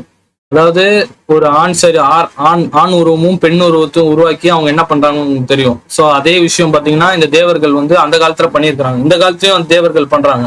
அப்போ சங்கீதம் 82 பாத்தீங்கன்னா இந்த மாதிரி தப்பான விஷயத்த சொல்லி கொடுத்ததுனால இப்ப தேவன் அவங்களுக்கு நியாயம் தீர்க்கிறார் அந்த தேவர்களுக்கு. சோ இது வந்து பாத்தீங்கன்னா எரேமியா 7:18 போட்டிருக்கு. நீ சிலை பண்ணக்கூடாதுன்னு பாத்தீங்கன்னா உபாகம் புஸ்தகத்துல போட்டிருக்கு. அந்த சிலைக்கு நீ வந்து எதுவும் ஊட்டக்கூடாது, ஆனா அவங்க ஊத்துறாங்க. சிலையை நீ முதல்ல வணங்கக்கூடாது. அந்த சிலையை வணங்குறது மட்டும் இல்லாம உனக்கு கிடைத்த அந்த பொருளை, முக்கியமான ஒரு பொருளை பால் அபிஷேகம் நெய் ஊத்துற மூலியமாக நீ என்ன சொல்றேன்னா நான் கனப்படுத்துறேன், அந்நிய தேவனை நான் கனப்படுத்துறேன். சோ அந்த மாதிரி தேவர்களுக்கு தேவன் நியாயம் தீர்க்கிறார். இதே விஷயம் பாத்தீங்கன்னா எசேக்கியேல் புஸ்தகம் 20ஆம் அதிகாரம் வசனங்கள் 28 நீங்க போய் படிங்க. எரேமியா 7:18 எசேக்கியேல் 20:28 பாத்தீங்கன்னா இந்த சிலைகளுக்கு அவங்க வந்து நெய் அபிஷேகம் பால் அபிஷேகம் நம்ம சொல்றோம்ல அந்த மாதிரி பண்றாங்க. அது ஆனா உண்மையில பாத்தீங்கன்னா தேவன் என்ன சொல்றாங்கன்னா நீங்க முதல்ல இந்த மாதிரி ஒரு மேல பாக்குற இதுவோ இல்ல ஒரு மெயில் ஆர் ஃபீமேல் எதுவுமே நீங்க பாத்தீங்கன்னா ஒரு சிலையை நீங்க உருவாக்கக்கூடாது. ஆனா அது பண்றாங்க. அதுக்கு அபிஷேகம் பண்றாங்க, அதுக்கு மேல பால் ஊத்துறாங்க, அது பண்ணக்கூடாது சொல்றாங்க. ஆனா அந்த தேவர்கள் வந்து மக்களை ஏமாத்தி பண்ண வைக்கிறாங்க. ஸோ அதனால அவங்களுக்கு நியாயம் தீர்ப்பு நடக்குது. 2வது பாத்தீங்கன்னா ஓசையா புஸ்தகம் 4ஆம் அதிகாரம் வசனங்கள் 13-14 பாத்தீங்கன்னா தேவர்கள் என்ன பண்றாங்கன்னா விபச்சாரம் செய்ய சொல்றாங்க. நீ உங்க கூட விபச்சாரம் பண்ணு. ஆனா மெய்யான தேவன் என்ன சொல்றாருன்னா நீ விபச்சாரம் பண்ணக்கூடாது. ஆனா ஓசையா 4 வசனங்கள் 13-14 பாத்தீங்கன்னா இந்த தேவர்கள் பாத்தீங்கன்னா நீ விபச்சாரம் பண்ணுங்க தப்பு இல்லை அப்படின்னு சொல்லி கொடுக்குறாங்க. அதனால இந்த தேவர்களுக்கு என்ன நடக்குது, ஜட்ஜ்மெண்ட். அவங்க பண்ண தப்பால இப்ப என்ன நடக்குதுன்னா 81 நம்ம பார்த்தோம். அவங்களுக்கு இப்ப என்ன நடக்குதுன்னா தேவன் நடுவில் அந்த நியாயம் விசாரிக்கிறது. தேவ சபையில் தேவன் எழுதியிருக்கிறார், தேவர்கள் நடுவே அவர் நியாயம் விசாரிக்கிறார். நீ பண்ண தப்பால தேவர்கள் வந்து இந்த மனுஷங்களை ஏமாத்தி வசியப்படுத்தி ஓகே விபச்சாரம் பண்றதும் தப்பு இல்லை அப்படி சொல்லி கொடுத்ததுனால அவங்க மனுஷங்கள்லாம் தப்பு பண்றாங்க. அப்ப இந்த தேவர்களுக்கு தண்டனை கொடுக்க தேவ சபையில இப்ப கூடி தேவன் வந்து இப்ப பாத்தீங்கன்னா நியாயம் நடக்குது. இது மட்டும் இல்ல, இன்னும் நிறைய வசனம் இருக்கு. 2 ராஜாக்கள் 23:5 பாத்தீங்கன்னா இந்த மேல இருக்கிற நட்சத்திரம் நம்ம பார்ப்போம், கிரக நட்சத்திரம் என்னதோ சொல்லுவாங்களே ஸ்பைசிஸா, அதான் நம்ம மேல நட்சத்திரத்தை பார்த்து சொல்லுவாங்களே 4 நட்சத்திரம் நல்லா இருக்கு, அதை பார்த்து அது கடவுள் வேணாம்னு சொல்லுவார், அதெல்லாம் பார்க்காதீங்க. ஆனா இந்த தேவர்கள் அதை கத்து கொடுத்து மக்களை கரப்ட் பண்ணி அது மூலியமா என்ன பண்றது, அதை வணங்க வைக்கிறாங்க. அந்த நட்சத்திரம், ஐயோ இந்த நட்சத்திரம் இன்னைக்கு வணங்கு 12 வருஷம் கழிச்சு இந்த ஒரு நட்சத்திரம் தோன்றா, வணங்கு அந்த நட்சத்திரத்தை. சோ அது பண்ணாதுன்னு தேவன் வந்து சொல்றாரு. மேல இருக்கிறதெல்லாம் உங்களுக்கு வெறும் ஒரு அடையாளம் தான் இருக்கு, அதை தயவு செய்து வணங்காதீங்க. உண்மையான தேவன் நான் தான், படைத்தவனை இது பண்ணுங்க. ஆனா அதை தம்பாம இந்த ஹெவன்லி ஹோஸ்ட் கிட்டத்தட்ட இந்த பரமசேனை மக்களை ஏமாத்தி அவங்க அதை பண்ண வைக்கிறாங்க. இது எங்க போட்டிருக்குன்னா 2 ராஜாக்கள் 23:5. அதுக்கப்புறம் பாத்தீங்கன்னா இந்த டீவியேஷன்ஸ் சொல்லுவாங்க, அதாவது டிவினேஷன்ஸ். அது என்னன்னு பாத்தீங்கன்னா, இப்போ ஒரு செத்து போன ஆவியை எழுப்பி அவங்க கிட்ட கேளு என்ன நடந்தது, இல்லைன்னா வந்துட்டு நீ போயிட்டு இந்த ஒரு பிசாசை எழுப்பி எனக்கு என்னோட ஃபியூச்சரை சொல்லு, அதை பத்தி எனக்கு இது பண்ணு, மந்திரவாதி கிட்ட போவாங்களே, கடவுள் சொல்றாரு அது பண்ணாத. ஆனா இந்த தேவர்கள் அவங்களுக்கு இந்த மனுஷங்களுக்கு சொல்லி கொடுக்குறாங்க. இது எங்க போட்டிருக்கு பாத்தீங்கன்னா, டியூட்ரானமி உபாகமம் புஸ்தகம் 18ஆம் அதிகாரம் வசனங்கள் 10-12. உபாகமம் புஸ்தகம் 18ஆம் அதிகாரம் வசனங்கள் 10-12. இந்த மாதிரி டிவினேஷன்ஸ், அதாவது இந்த இறந்து போன ஆவிக்கிட்டோ இல்லைன்னா அசுத்த ஆவிகள் கிட்ட போயிட்டு என்னை காப்பாத்து, இல்ல அந்த அசுத்த ஆவியை வச்சு இந்த வீட்டை போய் நீ தாக்கு, அது மாதிரி வேலைகள் பண்ணாதீங்க. ஆனா தேவர்கள் என்ன பண்றாங்க, இந்த மனுஷங்களுக்கு சொல்லி கொடுத்து கரப்ட் பண்றாங்க. கடைசி முக்கியமான ஒரு விஷயம், இது மட்டும் நான் படிக்கிறேன். இப்ப நான் 6 விஷயம் சொன்னேன். இதெல்லாம் உங்களுக்கு யார் யார் தெரியும்? இந்த இந்த இந்த விஷயங்கள்லாம் இந்த மதங்கள் பண்ணுது கிட்டத்தட்ட. அப்ப அங்க எந்தெந்த விஷயம் இந்த மதங்கள் பண்ணுதோ அந்த தேவர்களுக்கு இங்க நியாயம் தீர்ப்பு நடக்குது, தேவன் நியாயம் தீர்ப்பார், அதுதான் சொல்லுது. அப்போ எந்த மதம் உங்களுக்கு தெரிஞ்சிருக்கும்? ஒரு சிலையை பண்ணாத, ஒரு சிலைக்கு எந்த அபிஷேகமும் பண்ணாத, அந்த நட்சத்திரங்களை வணங்காத, அது மட்டுமல்ல விபச்சாரம் பண்ணாத, அது மட்டுமல்ல நீ அசுத்த ஆவிகளோட பேசி உன்னோட ஃபியூச்சர், அதாவது பிசாசுங்கிட்ட பேசி, மந்திரவாதி கிட்ட பேசி உன்னோட ஃபியூச்சரை தெரிஞ்சுக்காத, அதே மாதிரி மந்திரவாதிகளை வச்சு மற்ற குடும்பத்தை அட்டாக் பண்ணாத. ஆனா ஒரு மதம் அதுதான் பண்ணிட்டு இருக்கு, அது எதுவும் உங்களுக்கு தெரியும். அப்ப அந்த மதத்துல கும்பிடுற அனைத்து தேவர்கள், கிட்டத்தட்ட அந்த மதத்துல எத்தனை தேவர்கள் இருக்குன்னா 330 கோடி தேவர்கள். அவங்களுக்கு இந்த மெய்யான தேவன் இப்ப நியாயம் தீர்க்க போகிறார். சங்கீதம் 82 போட்டிருக்கு, அதுதான் போட்டிருக்கு. மத்தேயு 22 வசனங்கள் 30 நம்ம பார்ப்போம். இது முக்கியமானது. மத்தேயு 22 வசனங்கள் 30. மத்தேயு 22 வசனங்கள் 30ல நான் படிக்கல, நான் ஸ்பீடா 40 நிமிஷம் நான் இது பண்றேன். ஹெவன்ல என்னன்னு பாத்தீங்கன்னா, there is no marriage nor be given in marriage. அதாவது கல்யாணங்கிறது ஹெவன்ல கிடையாது. ஆனா ஒரு மதத்துல என்ன சொல்லுதுன்னா, பார்வதி, உங்களுக்கு தெரியும் பார்வதி யார கல்யாணம் பண்ணா, இந்திரனுக்கு யாருக்கு, கிட்டத்தட்ட ஒரு மதம் அது தப்புன்னு சொல்லுது. ஆனா இன்னொருத்தவங்க பாத்தீங்கன்னா அது ரைட்டுன்னு சொல்லுது. அப்ப அந்த தேவர்கள் என்ன பண்ணிருக்கிறாங்க, மக்களை ஏமாத்திருக்கிறாங்க. அதாவது அவங்க ஒளியின் தூதனா மாறி அங்க இருக்கிற மக்களை ஏமாத்தி, ஓகே இதுதான் உண்மை, ஓ அப்ப கல்யாணம் எல்லாம் இருக்கு, ஓ 4-5 வைஃப் ஒரு தேவன் வைத்திருக்கிறாரு, ஓ தேவன் டான்ஸ் எல்லாம் ஆடுவாரு, நடராஜன் டான்ஸ், நல்லா இருக்குல்ல கேட்க. ஆனா வேதம் என்ன சொல்லுதுன்னா, அவங்கள ஏமாத்தி இருக்கிறாங்க. அந்த ஏமாத்தின அந்த தேவர்களுக்கு என்ன நடக்குது, நியாய தீர்ப்பு நடக்குது. அதுதான் சங்கீதம் 82 சொல்லுது. ஸோ கிட்டத்தட்ட 330 எத்தனை கடவுள் இருக்கிறாங்கன்னா அந்த மதத்துல பாத்தீங்கன்னா 330 கோடி கடவுள்கள். இப்போ அவங்க ஒருவேளை 330 கோடி 330 கோடி ஹெவன்லி ஹோஸ்டா இருப்பாங்களான்னு தெரியல. ஏன்னா அவங்க மாறிக்கிட்டே இருப்பாங்க. எனக்கு அது நம்பர் ஆனா தெரியல. ஆனா என்ன சொல்றதுன்னா, ஒரு மதத்துல பாத்தீங்கன்னா 330 கோடி கடவுள்கள் இருக்கிறாங்க. சோ அந்த 330 கோடி கடவுள்கள் என்ன பண்ணிருக்காங்கன்னா, மக்களை ஏமாத்திருக்கிறாங்க. இந்த மாதிரி பரலோகத்துல பாத்தீங்கன்னா ஒரு வைஃப் இருப்பாங்க, பார்வதினு ஒரு வைஃப் இருக்கிறாங்க, இந்திரனுக்கு ஒரு வைஃப் இருக்கும். உங்களுக்கு எந்த மதம்னு உங்களுக்கு தெரியும், நான் சொல்ல விரும்பல. கிட்டத்தட்ட வேதம் என்ன சொல்றதுன்னா, அந்த மாதிரி ஏமாத்தின அந்த தேவர்களுக்கு இப்ப தேவன் என்ன பண்றார், நியாயம் தீர்க்கிறார். பிதா அங்க நியாயம் தீர்க்கிறார். அதுதான் சங்கீதம் 82 சொல்லுது. இது வெறும் நான் ஒரு மதத்தை மட்டும் சொல்ல, இன்னொரு மதத்தையும் சொல்றேன். ஒரு மதத்துல என்ன சொல்றதுன்னா, இயேசு மறிக்கவே இல்லை, அவர் வெறும் ஒரு மெசஞ்சர் தான், வெறும் ஒரு தீர்க்கதரிசி தான், அவர் நமக்காகலாம் மறிக்கல. அப்ப அது என்னது, கிட்டத்தட்ட அந்த ஆவியும் என்னது, அந்த அந்த அந்த தேவர்களும் என்ன பண்றாங்க, ஏமாத்துறாங்க, மனுஷங்களை ஏமாத்தி ரட்சிப்பை பிடுங்க பாக்குறாங்க. ஒரு தேவன் என்னன்னா, இப்படிதான் இருக்கும் உலகம், இதெல்லாம் பண்ண தப்பு இல்லை, நீங்க சிலையை வணங்கி நீங்க அது மேல நெய் அபிஷேகம் பால் அபிஷேகம் பண்ணுங்கன்னு ஒரு தேவர்கள் ஒரு கூட்டத்தை ஏமாத்திட்டு வராங்க. இன்னொரு தேவர்கள் கூட்டம் என்ன பண்றாங்கன்னா, இயேசுங்கிறவர் அவர் தீர்க்கதரிசி தாங்க, அவர் கடவுள்லாம் கிடையாது, அவர் சிலுவையில எல்லாம் மறிக்கல நமக்காக, அவரு கடவுள்லாம் கிடையாது அப்படின்னு இன்னொரு தேவர்கள். அப்ப அவங்களுக்கும் என்ன நடக்குது, இங்க நியாய தீர்ப்பு நடக்குது. சங்கீதம் 81. இது மாதிரி ஒவ்வொரு மதத்தையும் நம்ம எடுக்கலாம். நான் சொல்ல விரும்பல, உங்களுக்கு புரிஞ்சிருக்கும்னு நம்பிக்கிறேன். கிட்டத்தட்ட நான் எடுத்த இந்த 2 மதத்திலே பாத்தீங்கன்னா கிட்டத்தட்ட ஒரு 50% உலகத்துல இருக்கிற 100ல 50% கவர் ஆயிடுவாங்க. 50% நம்பர் அந்த தேவர்களுக்கு இந்த தேவன் நியாயம் தீர்க்கிறார். இவர் தான் மெய்யான தேவன். உங்களுக்கு கீழே இவங்கெல்லாம் உண்மையா இருந்திருக்கணும். ஆனா மக்களை ஏமாத்தி, மக்களுக்கு தப்பான வழிகளை காட்டி, மக்களை எப்படியெல்லாம் அவங்க ரட்சிக்கப்படக்கூடாதோ அதுக்கான வழிகளை அவங்க பண்ணதுனால இந்த தேவன் பாத்தீங்கன்னா அந்த தேவர்களுக்கு நியாயம் தீர்க்கிறார். இப்ப கிட்டத்தட்ட 50% மக்கள், 50% நம்பர் அந்த தேவர்களுக்கு இப்ப நியாய தீர்ப்பு சங்கீதம் 82 நியாய தீர்ப்பு நடக்கிறதுங்கிற ஒரு விஷயத்த பார்த்தோம். மீதி பாத்தீங்கன்னா இன்னொரு 50% தான் இருக்கு. அதுல வந்து நிறைய மதங்கள் இருக்கு. அதுல முக்கியமா வந்து இன்னும் கொஞ்சம் பயங்கரமான மதம் பாத்தீங்கன்னா கடவுளே இல்லைன்னு சொல்றான் பாருங்க. 30%, 50 வந்து இந்த 2 மதம் இருக்கும். இன்னொரு 30% வந்து என்ன சொல்றதுன்னா கடவுளே இல்லை, அவங்கள பத்தி ஒண்ணுமே சொல்ல வேணாம். இவ்வளவு விஷயம் பார்த்துட்டு கடவுள் இல்லைன்னு அவங்க வந்து வேதத்தை படிச்சுட்டு இல்ல கடவுள்லாம் இல்லப்பா நம்ம குரங்குலம் தான் வந்தோம்னு சொல்றவங்க, ஐயோ அவன் நிலைமை. அவங்க வேற மாதிரி ஒரு ஆவி, ஆனா அதுவும் ஒரு ஆவிதான். இப்படி வந்து கடவுள் வந்துட்டு ஏமாத்தி மக்களை வந்துட்டு விசுவாசிக்க கூடாதுன்னு ஏமாத்துறாங்களோ, கடவுள் இல்லைன்னு சொல்றதும் ஏதோ ஒரு ஹெவன்லி ஹோஸ்ட் தான் பண்ணுது. ஏதோ ஒரு பரமசேனை தான் அந்த வேலையை பண்ணிருக்கு. இந்த மாதிரி கடவுள்லாம் இல்லப்பா நீ குரங்கலம் தான் வந்தா அதை நம்பு. அப்போ இவங்களோட வேலை எல்லாம் என்னன்னா எப்படியாவது இவங்க ரசிக்கப்படக்கூடாது, அதுதான் அவங்களோட வேலையா இருக்கு.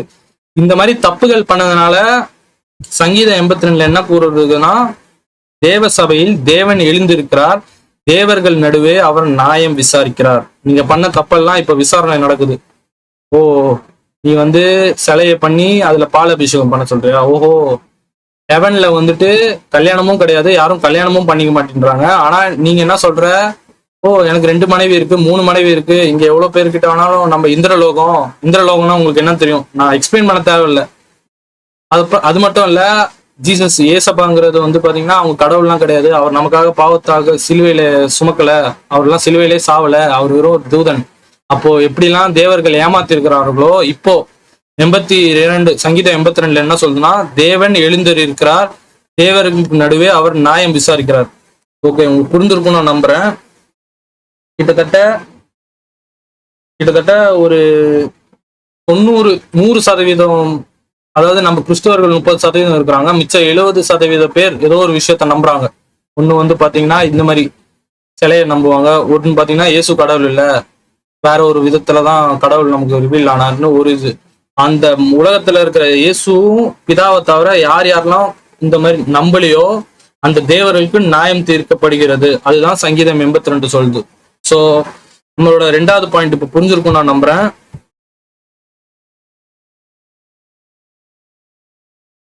சங்கீதம் 82 நம்ம பார்த்தோம் இப்ப நியாயம் தீர்க்கிறத பத்தி. அதனோட 2வது விளக்கம், ஏன் உங்களுக்கு நியாயம் தீர்ப்பு நடக்குது, வை ஜட்ஜ்மெண்ட் டு காட்ஸ். ஏன்னா அவங்க ஏமாத்திருக்கிறாங்க, உண்மையை சொல்லி கொடுக்காம தப்பான வழிகள்ல உலகத்தை கொண்டு போய், ஏன்னா அவங்க வந்து ஒளியின் தூதனா மாற முடியும், ஒளியின் தூதனா மாறி எப்படியெல்லாம் மக்களை ஏமாத்த முடியுமோ அவங்க ஏமாத்தி இருக்கிறாங்க. ஸோ 2வது விஷயம் புரிஞ்சிருக்கும். ஏன் வந்து அந்த தேவர்கள்லாம் யாருன்னு உங்களுக்கு தெரியும், தேவர்கள்லாம் அவங்க பரமசேனை ஹெவன்லி ஹோஸ்ட்னு நம்ம பார்த்தோம். இப்ப அந்த தேவர்கள் ஏன் ஜட்ஜ்மெண்ட் நடக்குதுன்னா உலகத்தை ஏமாத்தி இருக்கிறாங்க, தப்பான வழிகளை சொல்லி கொடுத்து மக்களை ஏமாத்தி எப்படியெல்லாம் ரசிக்கப்பட முடியாதோ அவ்வளவு தூரம் ரசிக்கப்படக்கூடாது, அதனால அவங்க எப்படியெல்லாம் முடியுமோ அவங்க ஏமாத்துறாங்க. இப்ப 3வது அவங்களோட பனிஷ்மெண்ட் என்ன, இப்ப அவங்களுக்கு ஜட்ஜ்மெண்ட் நடக்குது, இந்த தேவர்கள் இவ்வளவு தப்பு பண்ணதுனால தேவன் வந்து அவங்கள வந்து இப்ப நியாயம் விசாரிக்கிறார். இப்ப அடுத்தது அவங்களுக்கு வந்துட்டு என்ன விதமான ஒரு பனிஷ்மெண்ட், என்ன அவங்க பண்ண தப்புக்கு என்ன தண்டனை, இப்ப அதை பத்தி நம்ம பார்க்க போறோம். இவங்களோட தண்டனையை பத்தி பேசுறதுக்கு முன்னாடி பாத்தீங்கன்னா ஒரு சில பேருக்கு இப்ப டவுட் வந்திருக்கும், ஏன் வந்து கடவுள் இவ்வளவு தூரம் விட்டாரு, இந்த தேவர்கள் வந்து ஏன் வந்து மத்த நாடை வந்து ஏமாத்தி மத்த மனுஷங்களை ஏமாத்தி ஏன் பண்ணாரு, கடவுள் முதலே எடுத்தோன்னு நிறுத்திருக்கலாமே. பாத்தீங்கன்னா ஒரு பெரிய ஆன்சர் இது, அடுத்த ஒரு சர்மன், அதாவது ஃபியூச்சர்ல நான் கொடுப்பேன், அடுத்தது கொடுக்க முடியாது. ஏன் வந்து தேவன் வந்து பாத்தீங்கன்னா இஸ்ரேலை தான் முதல்ல தேர்ந்தெடுப்பார், ஆபிரகாமோட சந்ததியும் இஸ்ரேல் மக்களை தான் தேர்ந்தெடுப்பார். ஆனா மத்த தேசங்களை பாத்தீங்கன்னா அது புறஜாதின்னு தான் கூப்பிடுவாங்க, ஜென்டைல்ஸ். அது ஏன் ஜென்டைல்ஸ்ன்னு கூப்பிடுறாங்க, இவங்களை யூதர்கள், இவங்க தேவன் தேர்ந்தெடுக்கிறார். ஏன் வந்து இந்த மத்த ஆளுங்களை கைவிட்டதுனால எப்படி இவங்க வந்துட்டு அதை வந்துட்டு யூஸ் பண்ணிக்கிறாங்க, இந்த பரமசேனை இந்த ஹெவன்லி ஹோஸ்ட் இந்த தேவர்கள் எப்படி யூஸ் பண்ணி எப்படி ஏமாத்துறாங்க, அது பாத்தீங்கன்னா ஒரு பெரிய சப்ஜெக்ட். நான் பேசிக்கா இப்ப நான் சொன்னதுதான், ஏன் இந்த இஸ்ரேல் வந்துட்டு தேவன் சூஸ் பண்றாரு, அதை பத்திலாம் வந்து வேற ஒரு சர்மன்ல தான் கொடுக்க முடியும். இப்போ நம்மளோட இது என்னன்னா, நம்மளோட டாபிக் என்னன்னா, ஆண்டவராக இயேசு கிறிஸ்துவோட உயிர் தெழும்புறதும் இந்த தேவர்களோட மரணமா, தேவர்களுக்கு மரணம் வருமா, எப்படி வரும், மனுஷங்களுக்கு தானே வரும், தேவர்களுக்கு எப்படி வரும். இப்ப நம்ம பார்க்க போறோம் 3வது விஷயம் தான் பார்க்க போறோம், பனிஷ்மெண்ட். அவங்க பண்ண தப்புனால அவங்களுக்கு என்ன பனிஷ்மெண்ட் வருது, அவங்க செஞ்ச செயலால அவங்களோட பனிஷ்மெண்ட் என்னன்னு இப்ப பார்க்க போறோம். சங்கீதம் 82 நான் எடுத்திருக்கேன், ஏற்கனவே 5 வசனம் படிச்சுட்டேன், இப்ப 6வது 7வது படிக்கிறேன். நீங்கள் தேவர்கள் என்று நீங்கள் எல்லாம், ஒரு நிமிஷம், சங்கீதம் 82. ஓகே, இப்போ சங்கீதம் 82 வசனங்கள் 6 7 நான் படிக்கிறேன். நீங்கள் தேவர்கள் என்று நீங்கள் எல்லாம் நீங்கள் தேவர்கள் என்று நீங்கள் எல்லாம் உன்னதமானவரின் மக்கள் என்று நான் சொல்கிறேன். அதாவது பாத்தீங்கன்னா எல்லாருமே உன்னதமானவரோட மக்கள் தான். அப்ப இவங்களும் உன்னதமானவரோட மக்கள் தான், நாமளும் மக்கள் தான். ஆனா இவங்க ஒரு தனி ஆளுங்க, கிட்டத்தட்ட மனுஷங்களை வந்து ரூல் பண்ற ஆளுங்கனால தேவர்கள் என்று சொல்றாங்க வசனம். ஆனா இவங்களுக்கு என்ன இப்ப பனிஷ்மெண்ட்? இவங்க மனுஷங்களை இப்படி ஏமாத்தினதுனால, மனுஷங்களை வஞ்சித்ததால், மனுஷங்களை டிசப்ஷன் பண்ணதுனால என்ன நடக்குது பாருங்க. ஆனால் நீங்கள் மனுஷரை போல் செத்து லோக பிரபுக்கள் ஒருவனை போல் விழுந்து போவீர்கள். கிட்டத்தட்ட பாத்தீங்கன்னா அது ஒரு புது விஷயம். இப்போ இது வந்து ஒரு மனுஷன், ஒருவேளை இது வந்து இஸ்ரேல் எல்டர்ஸை பத்தி தான் குறிக்குது. அதுதான் வந்து வேத பண்டிதர்கள் வந்து நிறைய பேர் யோசிக்கிறாங்க. சங்கீதம் 82 பாத்தீங்கன்னா இஸ்ரேல ரூல் பண்ண அந்த மனுஷங்களுக்கு தான் வந்து பாத்தீங்கன்னா இந்த வசனம் கூறுது. ஆனா உண்மையிலே பாருங்க, இது அவங்களுக்கு இது புது விஷயம். ஏன்னா மனுஷனுக்கு தெரியுமே நான் இறந்துருவேன்னு. எந்த மனுஷனுக்கு தெரியாது? ஆதாமுக்கு எப்போ மரணம் விதிக்கப்பட்டதோ எல்லா மனுஷனுக்கும் தெரியும் ஒரு நாள் நம்மளும் சாவுதான் பெறும். அது புதுசு இல்லை. ஆனா பரலோகத்துல இருக்கிற அந்த பரமசேனை தூதர்கள் அவங்க சாவாங்களான்னு கேட்டீங்கன்னா அது புது விஷயம். ஏன்னா ஹெவன்ல சாவு கிடையாது. ஹெவன்ல யாரும் சாவ மாட்டாங்க. ஏன்னா நம்மளே எவனுக்கு ஏன் போறோம்? உயிர் திரும்பி நம்மளே எவனுக்கு இதோட இறக்க மாட்டோம், அப்படிதானே வேதம் சொல்லுது.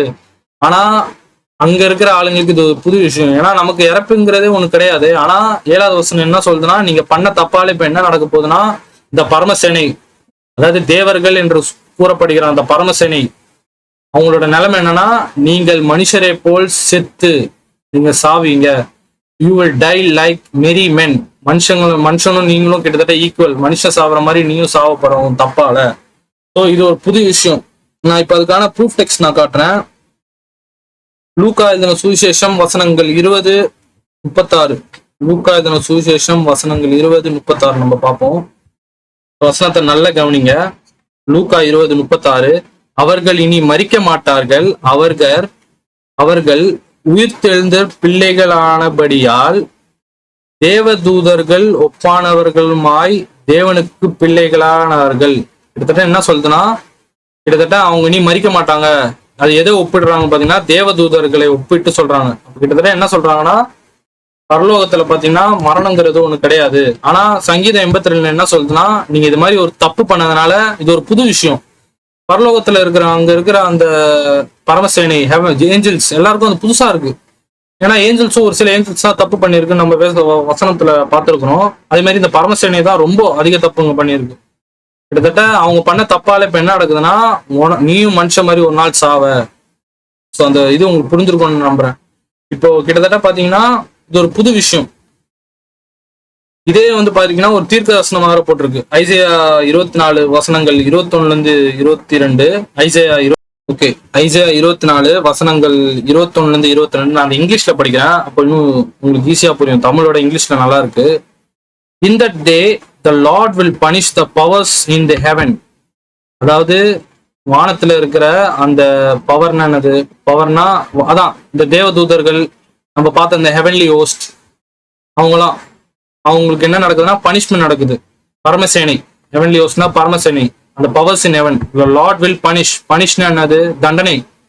தண்டனை கொடுக்க போறாங்க. யாருக்குன்னா பாத்தீங்கன்னா அந்த பவர்ஸ் இன் ஹெவன், இந்த தூதர்கள், பரமசேனை, அவங்களாம் பண்ண தப்புனால அவங்களுக்கு ஒரு நாள் பனிஷ்மெண்ட் வரப்போகுது. அது மட்டும் இல்ல, பூமியில வசித்த ராஜாங்களும், தப்பா ரூல் பண்ண ராஜாங்களுக்கும் இதே நிலைமை தான். மேல இருக்கிற தேவர்களும் தப்பு பண்ணியிருக்கிறாங்க, அவங்களும் பூமியில இருக்கிற ராஜாங்களும் தப்பு பண்ணவங்களுக்கு எல்லாம் ஒரு நாள் வந்து பனிஷ்மெண்ட் கிடைக்குது.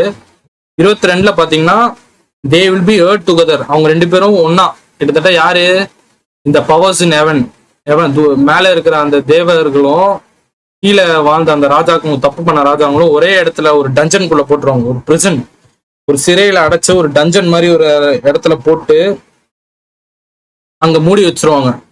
அதுக்கப்புறம் பாத்தீங்கன்னா கொஞ்ச நாள் கழிச்சு பாத்தீங்கன்னா அவங்களுக்கு அந்த தண்டனை கொடுக்கப்படும். they will be punished. கிட்டத்தட்ட என்ன ஆகுதுன்னா, எப்படி இவங்களும் மறிக்கிறாங்களோ அதே மாதிரி இந்த தேவர்கள் பவர்ஸ் இன் ஹெவனும் மறிப்பாங்க. இது ஒரு தீர்க்கதரிசனம். ஐசையா 24 வசனங்கள் 21-22.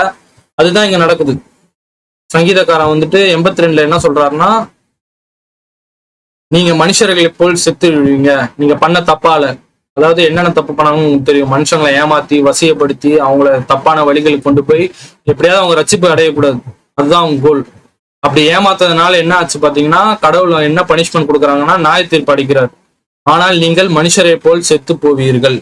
ஸோ அவங்களோட பனிஷ்மெண்ட் என்ன பார்த்தீங்கன்னா, நம்ம 3வது பாயிண்ட்டுக்கு நமக்கு ஆன்சர் தெரியும்.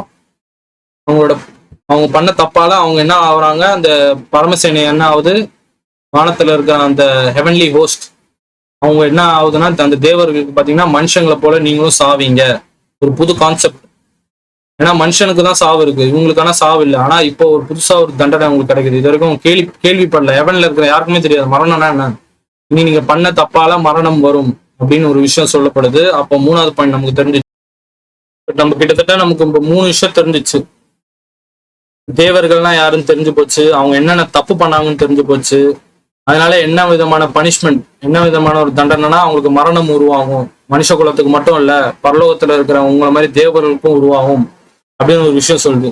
இப்போ இதுல இயேசு இப்போ உயிர் தெழும்புறதுல என்ன இருக்கு, ஜீசஸ் இப்போ உயிர் தெழும்புனால என்ன இருக்கு, இப்பதான் நம்ம வந்துட்டு மெயினான பாயிண்ட் வரும். இந்த டைட்டில் இயேசுவோட உயிர் தெழும்புறதும் தேவர்களோட மரணமும், the death of gods, Jesus resurrection and the death of gods.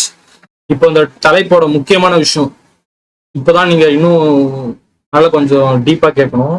கிட்டத்தட்ட பாத்தீங்கன்னா மனுஷன் நம்மளும் இறந்துருவோம். கிட்டத்தட்ட ஏமாத்தின அந்த தேவர்களும் இப்ப இறந்துருவாங்க. கிட்டத்தட்ட நம்ம உலகத்துல இப்ப ஒரு வசிக்கிற 70% மக்கள் இந்த தேவர்களை நம்பினதுனால் எல்லாரும் காலி. கிட்டத்தட்ட 2 பேரும் ஈக்குவல். கிட்டத்தட்ட நீயும் சாவ போற, நானும் சாவ போறேன். நீ என்ன ஏமாத்திட்ட, உன்னால நான் கெட்டேன், என்னால் நீ கெட்ட, அந்த நிலைமையில பிறகுறாங்க. இப்போ இதுல இருந்து தப்பிக்கணும்னா என்ன பண்ணணும்? கிட்டத்தட்ட இனி தேவர்களால தப்பிக்க முடியாது. தேவர்கள் இந்த தப்பு பண்ணதுனால ஒரு நாள் அவங்களும் மனுஷங்களை போல் சாவ போறாங்கங்கிற ஒரு விஷயத்த வந்துட்டு கடவுள் வந்துட்டு ஏத்துட்டாங்க, சொல்லிட்டாரு. தேவன் வந்து சொல்லிட்டாரு. இனி இதுல இருந்து தப்பிக்கணும்னா என்ன ஆகணும்? மரணம்னா என்னது? கிட்டத்தட்ட அவங்களோட பனிஷ்மெண்ட், அவங்களோட தோல்வி. ஏன்னா இவ்வளவு தப்பு பண்ணிட்டு கடைசியில அவங்க மரணிச்சா என்ன யூஸ் இருக்கு? நீ வந்து எவ்வளவு சொத்து சேர்த்தாலும் கடைசியில நீ செத்துட்டு அவள் தான் முடிஞ்சிச்சு உன் நிலைமை.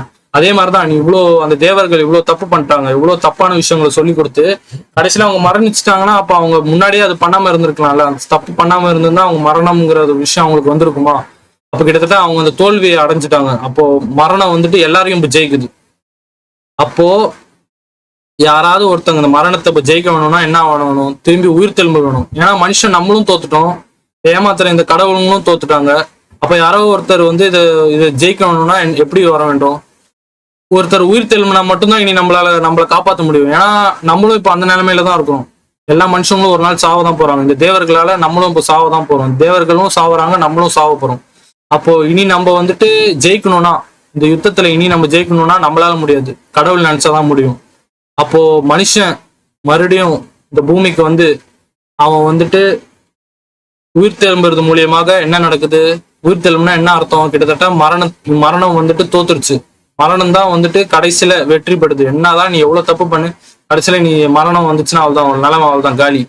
ஆனா ஆண்டவராக இயேசு கிறிஸ்து இந்த பூமியில வந்து இதே போல் நம்மளை போற ஒரு மனுஷ ரூபம் எடுத்து உலகத்துக்கு டீச் பண்ணி உலகத்துக்கு போதித்து அவர் சிலுவையில அறையப்பட்டு 3ஆம் நாள் உயிர் தெழும்புறது மூலியமாக என்ன நடக்குது? இனி எவனை ஒருவன் விசுவாசிக்கிறானோ அவனுக்கும் என்ன நடக்குது? அவனும் மறிக்க மாட்டான், ஆனா பிழைப்பான். அதுதான் போட்டிருக்கு. அப்ப இது மூலியமாக என்ன நடக்குது? இந்த தேவர்கள் இனி உங்களை கண்ட்ரோல் பண்ண முடியாது. இயேசுவோட உயிர் தெழும்புறது மூலியமாக என்னென்ன நடக்குது? இயேசுவோட உயிர் தெழும்புறது மூலியமாக இனி இந்த தேவர்கள் சுத்தமா, இவ்வளவு நாள் ஏமாத்துற தேவர்கள் இனி சுத்தமா ஒண்ணுமே பண்ண முடியாது. இனி அவங்க இறந்து இனி அவங்க தண்டனைக்காக தான் வெயிட் பண்ணும். ஏன்னா இனி நமக்கு ஒரு ஹோப் இருக்கு. முன்னாடி நமக்கு ஹோப் இல்லை. இந்த தேவர்கள் நம்மளை ஏமாத்துறதுனால நம்ம எல்லாரும் நம்ம பக்கத்துல வீட்டுல இருக்கிறவங்க எல்லாரும் இப்போ ஏமாந்துட்டு தான் இருக்கிறாங்க. ஆனா ஆண்டவராக இயேசு கிறிஸ்து உயிர் தெழும்புறது மூலியமாக அவனை எவன் ஒருவன் ஆண்டவராக இயேசு கிறிஸ்து விசுவாசிக்கிறானோ இனி அந்த தேவர்கள் உங்களை தொட முடியாது.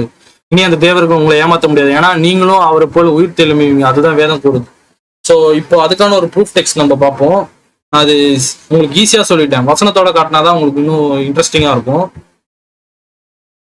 ஆண்டவராக இயேசு கிறிஸ்து இந்த பூமிக்கு உயிர் தெழும்புறதுக்கு முன்னாடி ஒரு கோரிக்கை வைக்கிறான். அதை பத்தி தான் நம்ம பார்க்க போறோம். இது நான் வசனத்தோட காட்டினாதான் புரியணும் உங்களுக்கு சொன்னா. வசனத்தோட காட்டினாதான் இன்ட்ரெஸ்டிங்கா இருக்கும். நான் உங்களுக்கு ஆன்சர் இருக்கிறேன்னு சொல்லிட்டேன். ஆண்டவரோட உயிர் தெழும்புறது மூலியமாக எப்படி இந்த மற்ற கடவுளுக்கு எப்படி மரணம் வருது, இனி அவங்க இனி நம்மளை பிடித்து கொள்ள முடியாது, நம்ம தப்பிக்க முடியும் இயேசு கிறிஸ்து மூலியமாக. ஆனா இப்போ ப்ரூஃப் டெக்ஸ்டோட நான் காட்டணும்னு சொன்னேன். முதலாவது பாத்தீங்கன்னா அவர் உயிர் தெழும்புறதுக்கு முன்னாடி பாத்தீங்கன்னா பிசாசு ஒரு கோரிக்கை இருக்கான். அதுதான் முதல்ல பார்க்க போறோம். மத்தேயு 4 வசனங்கள் 8-9 நம்ம பார்ப்போம். மத்தேயு 4 வசனங்கள் 8-9 வசனங்கள் 8-9 படிக்கிறேன். மறுபடியும் பிசாசு அவரை மிகவும் உயர்ந்த மலைக்கு கொண்டு போய் உலகத்தில் உள்ள சகல ராஜ்யங்களையும் அவைகள் மகிமையும் அவருக்கு காண்பித்து, நீர் சாஷ்டாங்கமாய் விழுந்து என்னை பணிந்து கொண்டால் இவைகள் எல்லாம் உமக்கு தருவேன் என்று சொன்னான். கிட்டத்தட்ட கடவுள் ஆண்டவராக இயேசு கிறிஸ்து தான் இந்த உலகத்தையே படைத்தவர். ஆனா இப்ப ஒரு மனுஷகுலம் எடுக்கும் போது இந்த பிசாசு என்ன சொல்றான்னா, பூமியில இருக்கிற அனைத்து ராஜ்யமும் எனக்கு அதிகாரம் இருக்கு. கிட்டத்தட்ட என்ன சொல்லுதுன்னா, இந்த தேவர்கள் தான் எல்லாம் கண்ட்ரோல் பண்றாங்க. நீ மட்டும் என்கிட்ட விழுந்து என்னை நீ பணிந்து கொண்டால், நீ மண்டிட்டு என்னை நீ நமஸ்காரம் அதாவது பணிந்து கொண்டால் என்ன நடக்கும்? இங்க இருக்கிற அனைத்தும் உனக்கு நான் தருவேன்.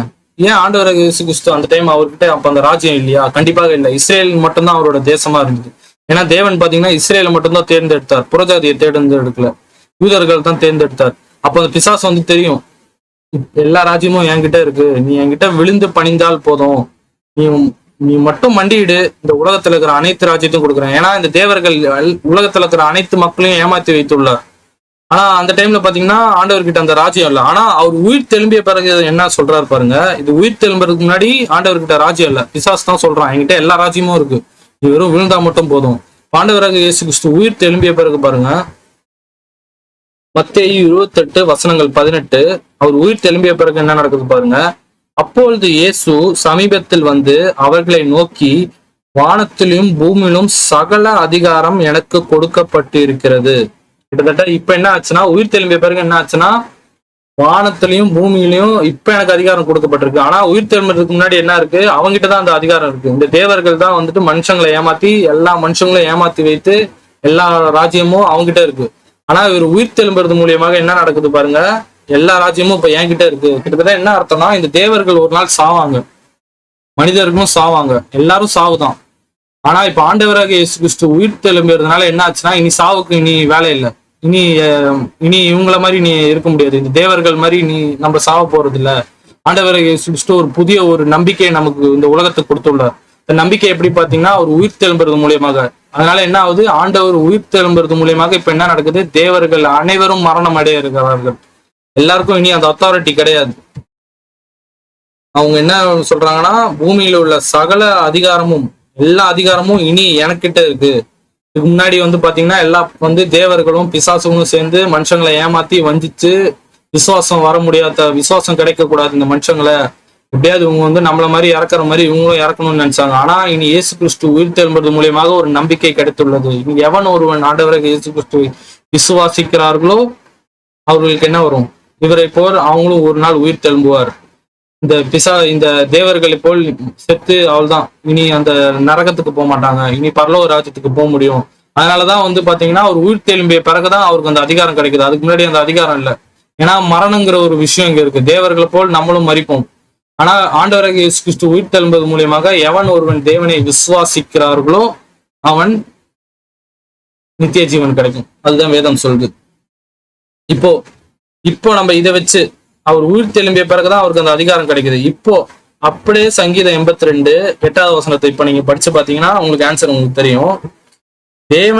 தேவனை எழுந்தருளும் பூமியின் நியாய தீர்ப்பு செய்யும் நீர் சகல ஜாதியும் சுதந்திரமாக்கி கொண்டு இருப்பவர். கிட்டத்தட்ட என்ன சொல்றதுன்னா, அவர் எழுந்த பிறகுதான் என்ன ஆகுது, பூமியை நியாய தீர்ப்பும் செய்யும் நீர் சகல ஜாதிக்கும் சுதந்திரமாக்கி கொண்டவரா இருக்கிறீர். கிட்டத்தட்ட அவர் எழுந்த பிறகுதான், அவர் உயிர் தெழுந்த பிறகுதான். இப்போ சங்கீதம் 82:8 அந்த தேவனே, இந்த தேவன் எழுந்தருளும் சொல்ற அந்த தேவன் யார் பாத்தீங்கன்னா ஆண்டவராக இயேசு கிறிஸ்து. எப்ப அவர் மரணத்திலிருந்து உயிர் தெழுந்தாரோ இந்த பிசாசுங்கள், அதாவது இந்த தேவர்கள், இந்த ஹெவன்லி ஹோஸ்ட், யாரெல்லாம் அந்த உலகத்தை ஏமாத்தினாங்களோ இந்த பிசாசு, இந்த தேவர்கள், இந்த ஹெவன்லி ஹோஸ்ட், இனி அவங்க ஆண்டவராக இயேசு கிறிஸ்து உயிர் தெழுந்ததுனால் இனி அவங்களால நம்மளை ஏமாத்த முடியாது. இனி ஆண்டவர் நீ ஏத்துக்கிட்டா போதும். இதுக்கு முன்னாடி அப்படி இல்லை, ஏமாத்தி எவ்வளவு முடியுமோ ரட்சிப்பு கிடைக்க கூடாது அப்படின்னு நினைச்சு அவங்க எவ்வளவு நம்மள கடவுளோட உண்மையான தேவனை விட்டு பின்மாற்றம் அடைய வச்சாங்க, அந்நிய தேவர்களை வணங்க வச்சாங்க. ஆனா இப்ப ஆண்டவராக இயேசு கிறிஸ்து மறுபடியும் அவர் உயிர் தெழும்பது மூலியமாக எவன் ஒருவன் அவனை விசுவாசிக்கிறானோ அவன் மரித்தாலும் பிறப்பான். அதுதான் யோவான் எழுதின சுவிசேஷம் 11:25 போட்டிருக்கு. ஆண்டவராக இயேசு கிறிஸ்து உயிர் தெழும்பும் ஜீவனா இருக்கிறார். எவன் ஒருவன் ஆண்டவராக இயேசு கிறிஸ்துவை விசுவாசிக்கிறானோ அவன் மரித்தாலும் பிழைப்பான். சோ இது மூலியமாக நமக்கு என்ன தெரியுதுன்னா, எப்போ ஆண்டவராக இயேசு கிறிஸ்து உயிர் தெழும்பினாரோ அன்னையோட அவள் தான் எல்லா தேவர்களும் கிட்டத்தட்ட நான் சொன்னேன், ஒரு மதம் பாத்தீங்கன்னா 330 கோடி தேவர்கள் இருக்கு, இன்னொரு மதத்துல இன்னும் ஒரு சில தேவர்கள் இருக்கு. கிட்டத்தட்ட எல்லாம் இந்த உலகத்துல இப்ப எந்த இயேசுவை தவிர வேற எவ்வளவு தேவர்கள் இருக்கிறார்களோ அவள்தான், எல்லாருக்கும் நீ மரணம் தான். எப்போ அவர் உயிர் தெழும்பிட்டாரோ நீ அவர் இனி விசுவாசினா முடிஞ்சிச்சு, நீ அந்த தேவர்கள் உங்களை ஏமாத்தவே முடியாது. ஸோ உங்களுக்கு புரிஞ்சிருக்கும் நான் நம்புறேன். இப்பதான் ஒரு முக்கியமான ஒரு கேள்வி நம்ம ஆடியன்ஸுக்கு வரும். சரி, அவர் தான் உயிர் தெழும்பிட்டாரு, ஆனா இப்பவும் பாத்தீங்கன்னா ஹிந்து கடவுள், அதாவது பேர் நான் சொல்லக்கூடாது, இந்த மதம் இருக்கு அந்த மதம் இருக்கு, இன்னும் எவ்வளவு மதங்கள் உருவாகுது, அப்போ என்ன நடக்குது? ஆண்டவர் அன்னைக்குதான் 2000 வருஷம் முன்னாடி உயிர் தெழும்பிட்டாரு, அன்னைக்கே எண்ட் பண்ண வேண்டியதானே? இல்ல, இந்த தேவர்கள் அவள் தான் மறிக்க போறாங்க, அன்னைக்கே அவர் உயிர் தெழும்பிட்டார்ல, அன்னைக்கே அவரு ஒரு ஃபுல் ஸ்டாப் வச்சிருக்கலாமே, அன்னைக்கே அவர் எதுக்கு முடிக்காம இப்ப 2000 வருஷம் ஆச்சு, இப்பவும் வேற வேற மதங்கள் இருக்கு, வேற வேற மக்கள் இன்னும் அந்த தேவர்களை நம்பிட்டு தானே இருக்கிறாங்க. ஆண்டவர் இயேசு கிறிஸ்து வந்தாலும் மற்ற ஆளுங்க, நம்ம சகோதரர்கள், நம்ம பக்கத்துல இருக்கிற ஃப்ரெண்ட்ஸ், நம்மளோட நெய்பர்ஸ் எல்லாரும் பாத்தீங்கன்னா வேற மதங்களை இன்னும் வணங்குறாங்களே. ஆண்டவர் இயேசு கிறிஸ்து எல்லா தேவனையும் அவரோட உயிர் தெழும்புறது மூலியமாக எல்லா தேவர்களுக்கும் மரணம் வந்து விட்டது, அதானே வேதம் கூறுகிறது, அதுதானே நம்ம இவ்வளவு நேரம் படிச்சோம். அப்போ இந்த காலகட்டத்துல இன்னும் அது இருக்கு. ஸோ இதுக்குதான் நம்ம ஆன்சர் இப்ப நம்ம பார்க்க போறோம். முதலாவது நம்ம பார்ப்போம், 1 கொரிந்தியர், ஃபர்ஸ்ட் இந்த வசனத்தை படிப்போம். 1 கொரிந்தியர் 2ஆம் அதிகாரம் வசனங்கள் 8. 1 கொரிந்தியர் 2:8. இந்த பிரபஞ்சத்தில் பிரபுக்கள் ஒருவனும் அறியவில்லை, அறிந்தவர்களானால்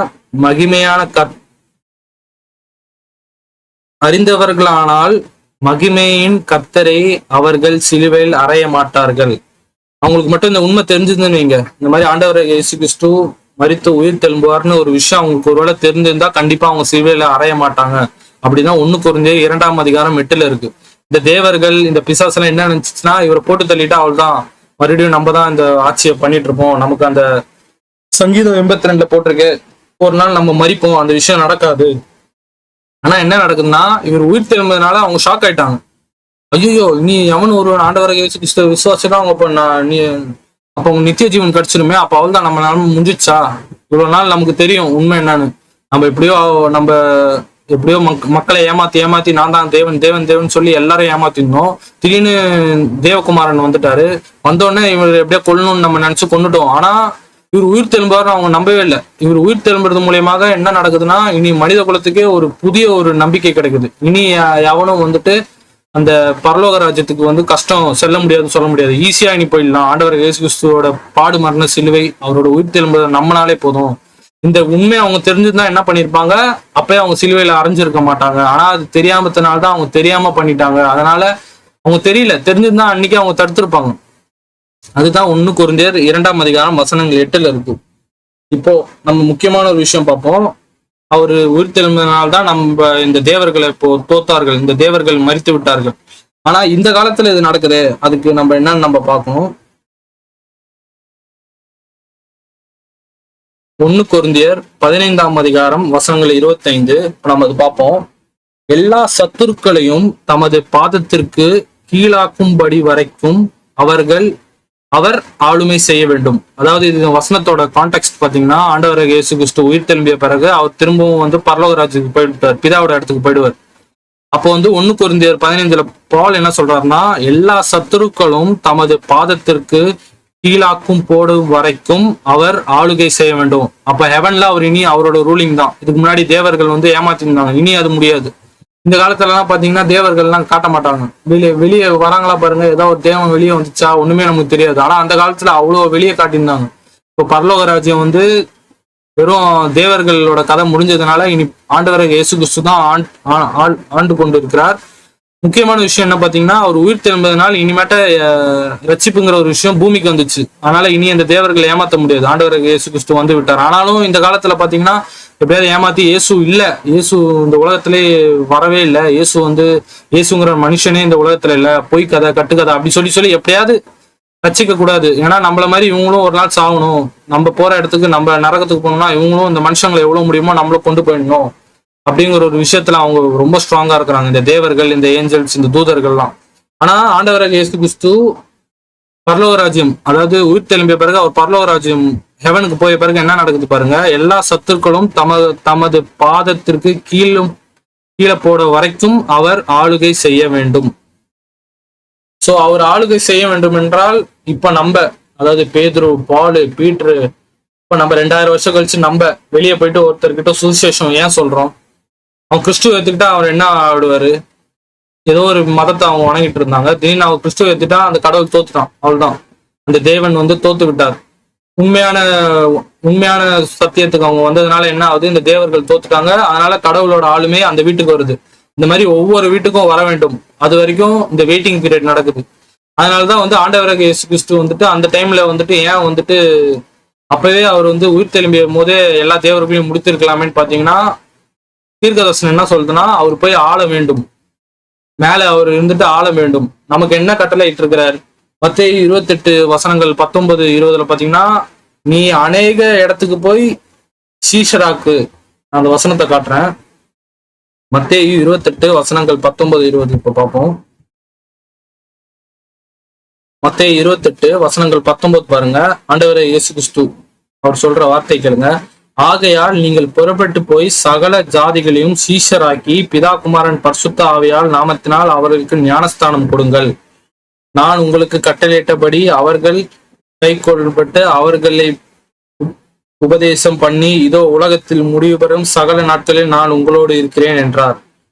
ஏன் இது சொல்றாரு பாத்தீங்கன்னா, அவரோட இது என்ன பாத்தீங்கன்னா, இவ்வளவு உலகத்துல பாத்தீங்கன்னா ஒரு தேசம் மட்டும் இல்ல, எருசலேம்னு ஒரு தேசம் மட்டும் இல்ல, கிட்டத்தட்ட உலகம் ஃபுல்லா இருக்கு. அவர் உயிர் திரும்பி விட்டார். இனி பாத்தீங்கன்னா அவர் என்ன சொல்றாருன்னா, நீங்க போங்க, நான் உங்க கூட தான் இருப்பேன். நான் யாரை அனுப்புவேன்? பரிசுத்த ஆவியை அனுப்புவேன். அவங்க தேற்றி விடுவார். நீங்க போய் உலகத்துல இருக்கிற சகல ஜாதியும் என்னை பற்றி சொல்லுங்க, பின்பற்ற வைங்க. சோ அது ஒரு மிஷன். பேதுரு இப்போ நம்ம சர்ச்சுக்கு போறோம், ஏன் நம்ம சுவிசேஷம் போறோம், ஏன் தெரு பிரசங்கம் பண்றோம்னா, நமக்கு மிஷன் கொடுக்கப்பட்டிருக்கு. இப்போ ஒருத்தர் ஏத்துக்கிட்டாங்கன்னா, நான் சொன்னேன், இப்போ ஒரு பிற மதக்காரன் ஏத்துக்கிட்டானா என்ன ஆகுது? அந்த வீட்டுல ஆண்டவர் இயேசு கிறிஸ்துவோட ஆட்சி ஆரம்பிக்குது. அது மாதிரி ஒவ்வொரு வீட்லயும் நடக்கும். ஆனா அது உலகம் ஃபுல்லா நடக்கும்னா கண்டிப்பா நடக்காது. ஆனா நம்ம அந்த காலத்துல நெருங்கிட்டோமா? கண்டிப்பா நெருங்கிட்டோம். இப்போ உலகத்துல இருக்கிற அனைத்து மக்களுக்கும் சுவிசேஷம்னா என்ன தெரியும், நம்ம சொல்லவும் தேவையில்லை. இப்போ நம்ம என்ன ஆச்சுன்னா, கிறிஸ்துமஸ்ங்கிற ஒரு விஷயம் வந்ததுனால என்ன ஆகுதுன்னா, உலகத்துக்கு எல்லாருக்கும் தெரியும் ஆண்டவராக இயேசு கிறிஸ்து பிறந்தாரு. யார் அந்த இயேசு கிறிஸ்துன்னு எல்லாரும் கேட்பாங்க. நம்ம பாவத்துக்காக மரித்தாரு, ஏதோ சிலுவையில அறைந்தாரு. எல்லாம் இந்த இந்திய தேசம் மட்டும் இல்ல, இந்த கிறிஸ்துமஸ், ஈஸ்டர் அந்த மாதிரி பண்டிகைனால என்ன ஆச்சுன்னா, நம்மளாம் அது ஒரு சில பேர்லாம் கேலி பண்ணுவாங்க. ஐயா கிறிஸ்துமஸ் போய் கொண்டாடுறீங்களா? கிறிஸ்துமஸ்னால எவ்வளவு சுவிசேஷம் போச்சு தெரியுமா? இயேசுவை பத்தி அறியாத மக்கள் கிறிஸ்துமஸ்னா என்ன, ஓ இந்த மாதிரி கிறிஸ்து பிறந்தாருதான் கிறிஸ்துமஸா, ஓ ஈஸ்டர்னா என்ன, அவர் சிலுவையில உயிர் தெழும்பினாரா அப்படின்னா என்ன அப்படின்னு கேட்க வருவாங்க. நம்மளாம் ஒரு சில பேருங்கெல்லாம் கேலி பண்ணுவாங்க. அவங்களெல்லாம் நான் ஒன்றும் சொல்லல, பாத்துக்கோங்க. நம்ம சொல்லாமலே இந்த கிறிஸ்துமஸ், ஈஸ்டர் மூலியமாவே உலகம் ஃபுல்லா கிட்டத்தட்ட பரவிச்சு. அது மட்டுமல்ல, பேதுரு, பால், தாமஸ், அப்புறம் அவரோட சீடர்கள், நம்ம இப்ப இருக்கிற வாழும் நம்ம கூட எவ்வளவு முடியுமோ நம்ம சுவிசேஷம் சொல்றோம். இது மூலியமாக என்ன ஆகுதுன்னா, கடவுளோட அந்த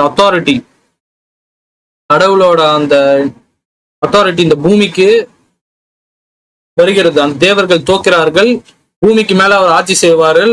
அவரோட காலுக்கு அடியில இவங்க எல்லாம் அத்தாரிட்டி, அதாவது இந்த தேவர்கள் நம்பின எல்லாரும் நீ தேவர்களை விட்டதுனால தேவர்களை இனி அவங்க நம்பவில்லை. அதனால என்ன நடக்குது பாத்தீங்கன்னா, ஆண்டவரை இயேசு கிறிஸ்து ஏற்றுக்கொள்வது மூலியமாக அவரோட ஆட்சி இங்க நடக்குது.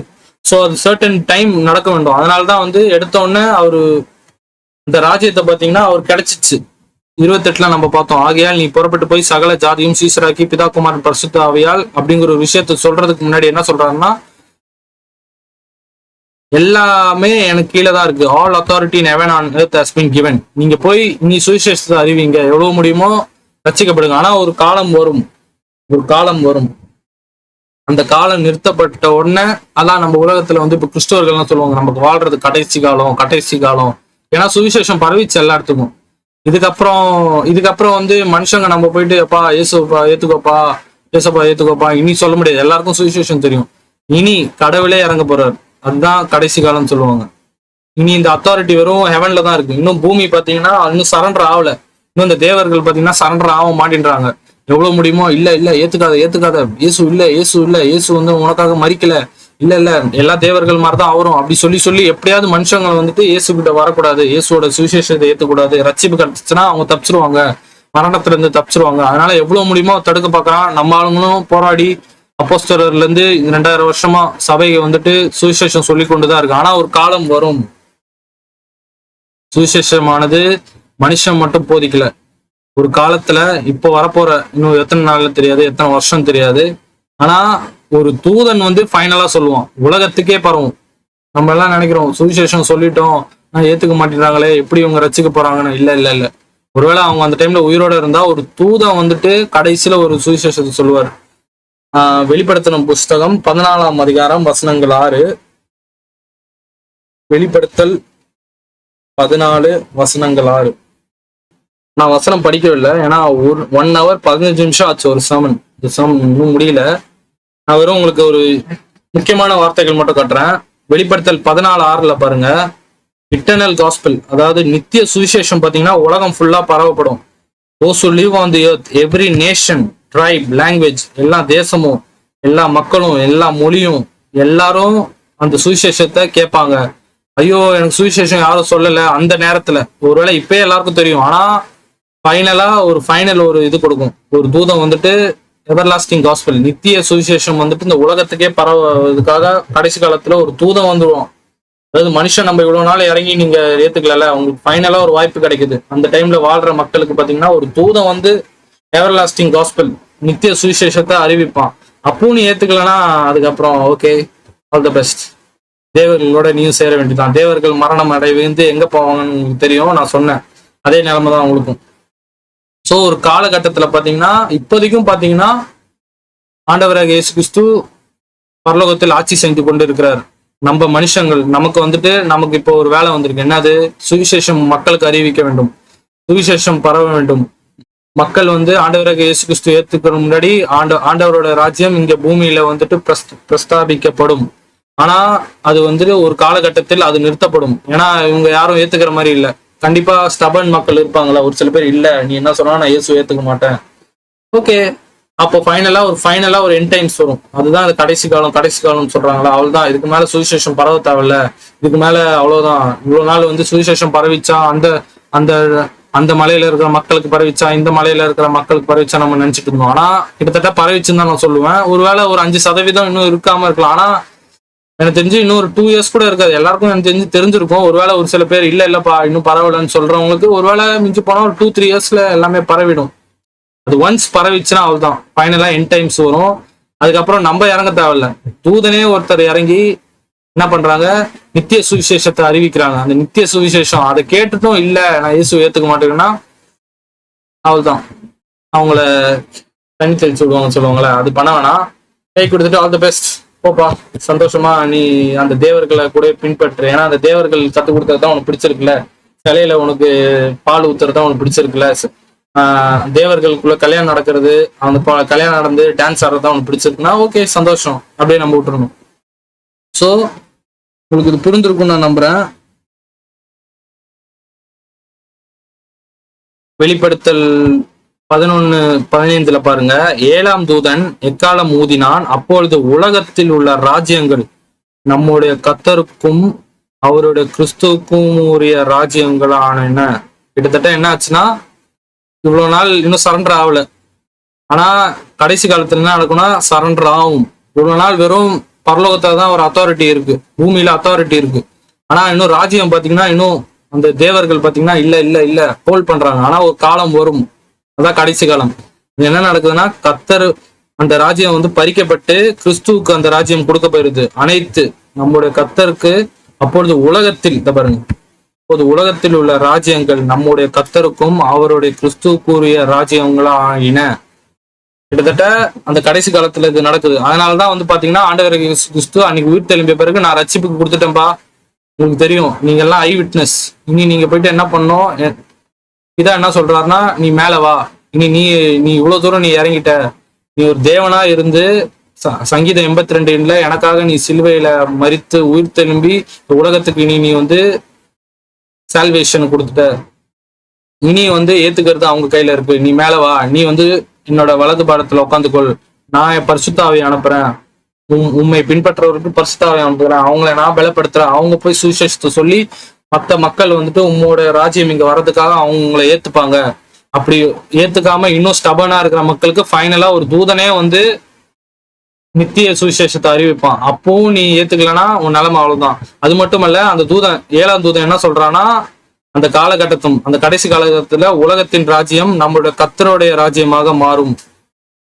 கிறிஸ்துவுக்கு கொடுக்கப்பட்ட அந்த அதிகாரம் இனி ஃபுல்ஃபில் ஆயிடும். இவ்வளவு நாள் வந்து பாத்தீங்கன்னா ஒரு சில மக்கள் இன்னும் ஏத்துக்காம இருக்கிறாங்களே, இனி அந்த நிலைமை வராது. அதுதான் கடைசி காலம். அது மட்டும் இல்ல, வெளிப்படுத்தல் 12 உங்களுக்கே தெரியும். வெளிப்படுத்தல் 12 வசனங்கள் 6-9 பாத்தீங்கன்னா, மேல அந்த தேவர்கள் ஏமாத்தின அந்த தேவர்கள் என்ன ஆகுறாங்க, பூமியில தள்ளப்படுகிறார்கள். வெளிப்படுத்தல் புஸ்தகம் 12ஆம் அதிகாரம் வசனங்கள் 6-9 எடுத்தீங்கன்னா என்ன ஆகும்னா, மேல 1/3 ஆஃப் த ஏஞ்சல்ஸ் போட்டிருக்கு. ஏஞ்சல்ஸ் வந்து கரெக்டான வார்த்தை இல்லை, அதாவது மேல இருக்கிற ஹெவன்லி ஹோஸ்ட் யார் யாரெல்லாம் தப்பு பண்ணார்களோ இனி அவங்க பூமியில அவங்களுக்கு இடம் இல்லை, எல்லாரையும் தள்ள போறாங்க, எல்லாரும் பூமிக்கு வராங்க. பூமியில என்ன நடக்குதுன்னா, இனி இந்த ஏத்துக்காத மக்கள்லாம் ரெடி ஆகுறாங்க. கடவுளை அழிக்கிறதுக்கு இவங்க ரெடி ஆகுறாங்க. யாரு? ஆண்டவராக இயேசு கிறிஸ்துவ அழிக்கிறதுக்கு இவங்க ரெடி ஆகுறாங்க. இது கடைசி காலத்துல நடக்க போகுது. அப்ப என்ன நடக்குதுன்னா, இந்த தேவர்களை போல அங்க இருக்கிறவங்களும் மறிப்பாங்க. இதுதான் எண்டு. ரெவலேஷன் சாப்டர் வெளிப்படுத்தல் 19ஆம் அதிகாரம் வசனங்கள் 15-17 நான் படிக்க விரும்பல, ஏன்னா டைம் ஆச்சுனால. ஸோ இது மூலியமா உங்களுக்கு புரிஞ்சிருக்கும். ஆண்டவராக இயேசு கிறிஸ்து உயிர் திரும்புறது மூலியமாக நமக்கு எவன் ஒருவன் ஆண்டவராக இயேசு கிறிஸ்து விசுவாசிக்கிறானோ அவன் மரித்தாலும் பிழைப்பான். முக்கியமான விஷயம், மனுஷனும் இறப்பான். இந்த தேவர்கள் இந்த உலகத்தை ஏமாத்தின இந்த தேவர்களும் அவங்க பண்ண தப்பால அவங்களும் மறிப்பாங்க. இதுல இருந்து காப்பாற்றணும்னா யாராவது ஒருத்தர் உயிர் தெழும்புதான் வேணும். சங்கீதம் புஸ்தகம் 82 வசனங்கள் 8 என்ன போட்டிருக்குன்னா, தேவனே எழுந்தருளும். இந்த தேவனே பாத்தீங்கன்னா ஆண்டவராக இயேசு கிறிஸ்து. அவர் எப்போ உயிர் திரும்பிட்டாரோ இனி பூமியின் நியாயாதிபதி அவர் தான். எவன் ஒருவன் அவனை விசுவாசிக்கிறானோ இனி அந்த தேவர்களுக்கு எல்லாம் மரணம் தான். இனி தேவர்கள் உங்களை ஏமாத்த முடியாது. ஸோ உங்களுக்கு இந்த சர்மன் புரிஞ்சிருக்கும் நான் நம்புறேன். 1 கொரிந்தியர் 15 வசனங்கள் 46-49 நான் படிக்கல, நான் உங்களுக்கு சொல்றேன். 1 கொரிந்தியர் 15 வசனங்கள் 46-49 பாத்தீங்கன்னா, முதல் ஆதாமால் நமக்கு மரணம் வந்தது, ஆனால் 2ஆம் ஆதாமால் நமக்கு நித்திய ஜீவன் கிடைத்தது. முதல் ஆதாமால் நமக்கு என்ன கிடைச்சது? நமக்கு மரணம் உருவாச்சு. அதே ஒரு மனிதரால் நமக்கு நித்திய ஜீவன் கிடைச்சது. அதை ஞாபகம் வச்சுக்கோங்க. ஸோ ஆண்டவராகிய இயேசு கிறிஸ்துவோட உயிர் திரும்புறது மூலம் நமக்கு என்ன கிடைக்குது? நித்திய ஜீவன் கிடைக்குது. முக்கியமா இந்த டைட்டில் என்ன சொல்றதுன்னா, ஆண்டவராகிய இயேசு கிறிஸ்து மூலியமாக மற்ற தேவர்கள் மரிக்கிறார்கள். ஏன்னா இனி அவங்க ஏமாத்தின அந்த இவ்வளவு நாள் அவங்க ஏமாத்தின விஷயம் இனி நடக்காது. ஏன்னா எவன் ஒருவன் ஆண்டவராகிய இயேசு கிறிஸ்துவை விசுவாசிக்கிறானோ அவனுக்கு அந்த நித்திய ஜீவன் கிடைக்கும். ஃபைனலா ஒரே ஒரு வசனம், இது முக்கியமான வசனம் நான் படிக்க விரும்புகிறேன். எபிஷியன்ஸ் சாப்டர் 6:12 இங்கிலீஷ்ல நான் படிச்சு முடிக்கிறேன். Ephesians chapter 6:12. For our struggle is not against flesh and blood, but against rulers, against the authority, against the powers of dark world, and against the spiritual forces of evil in the heavenly realm. அதாவது மேல இருக்கிற அந்த தூதர்கள், நீங்க எபிசேர் 6ஆம் அதிகாரம் வசனங்கள் 12 நீங்க தமிழ்ல பாத்தீங்கன்னா தெரியும். நம்ம வந்து மாம்சமும் சரீரத்து கூட சண்டை போடல, மேல இருக்கிறாங்க பாரு, அவங்கதான் மெயினான ஆளுங்க. அவங்க கூட தான் நம்ம மெயினா சண்டை போட்டுட்டு இருக்கிறோம். ஏன்னா நம்ம சுவிசேஷத்தை அறிவிக்கிறது மூலியமாக என்ன நடக்குது? ஒருத்தன் கிறிஸ்துவனை ஏத்துக்கிட்டா அவள் தான். ஆனா அதை ஏத்துக்காத மாதிரி எப்படியாவது அவன் மைண்டை திருப்ப பாக்குறான். ஆனா நம்ம என்ன பண்றோம்? எப்படியாவது ஏத்துக்கோ நம்ம வந்து சுவிசேஷத்தை அறிவிக்கிறோம். சோ நம்மளோட ஃபைட் யார்கிட்ட இருக்கு? ரத்தமும் சரீரமும் இல்ல. ஒருத்தன் கல்ல எரிஞ்சு கொள்றானா அவன் கூட அந்த ஃபைட் இல்ல. ஒருத்தன் வந்துட்டு நீ சுவிசேஷத்தை அறிவிக்கிறியா, அவன் வீட்டை நான் இருப்பேனா, அவன் பண்ணல. இந்த தேவர்கள் அவனை தூண்டி விடுறாங்க. தேவர்கள் அவனோட ஆவிகளை அனுப்பி எப்படியாவது இவனை கொள்ளு அர்த்தம் வந்து சுவிசேஷத்தை ஏத்தக்கூடாது. அதுதான் அவங்களோட வேலையா இருக்கு. ஸோ நம்மளோட ஃபைட் யார்கிட்ட இருக்குன்னா, ஐயோ இந்த மனுஷன் நம்மளை கொல்ல பாக்குறான், அவங்க கிட்ட இல்ல. ஃபிளஷ் அண்ட் பிளட் கிட்ட இல்ல. ஒரு சரீரமோ ரத்தமோ இருக்கிற சரீரத்துக்கிட்ட இல்ல. அந்த தேவர்கள் இருக்கிறான் பாருங்க, அவங்கதான் ஏம் பண்றாங்க. எப்படியாவது கொள்ளு தோமாஸ் உள்ள போயிட்டான், டப்புன்னு ஈட்டி வச்சு குத்தி சாவடி. ஞாபகம் இருக்குல்ல உங்களுக்கு? கதை உங்களுக்கு ஹிஸ்டரி தெரியும்னு நினைக்கிறேன். ஸோ உங்களுக்கு புரிஞ்சிருக்கும் நான் நம்புறேன். ஸோ ஃபைனலா ஒரு கன்க்ளூஷன் கொடுக்குறேன். ரொம்ப பெரிய கிட்டத்தட்ட 1.5 hour ஆச்சு. ஸோ நீங்க மறுபடியும் பாருங்க. நான் ஃபைனலா ஒரு கன்க்ளூஷன் கொடுக்குறேன். உங்களுக்கு தலைப்பு என்னன்னு தெரியும். ஆண்டவராகிய இயேசு கிறிஸ்து உயிர் தெழும்பதும் தேவர்களோட மரணமும்.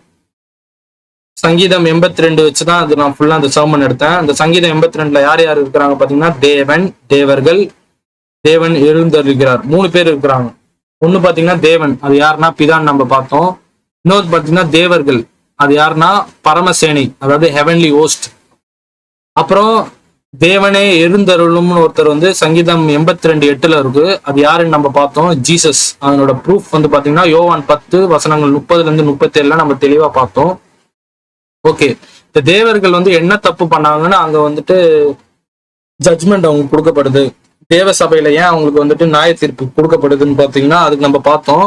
அவங்க உலகத்துல இருக்கிற அனைத்து மக்களையும் ஏமாத்தி இருக்கிறாங்க, டிசீவ், வஞ்சனை பண்ணியிருக்கிறாங்க, தப்பான வழிகளை சொல்லி கொடுத்ததுனால மக்கள் அவங்கள நம்பி இவங்கதான் தேவன்னு சொல்லி மக்களை ஏமாத்தி இருக்கிறாங்க. அதனால அவங்களுக்கு பனிஷ்மெண்ட் கிடைக்குது. என்ன மாதிரி பனிஷ்மெண்ட்னா உங்களுக்கு தெரியும்.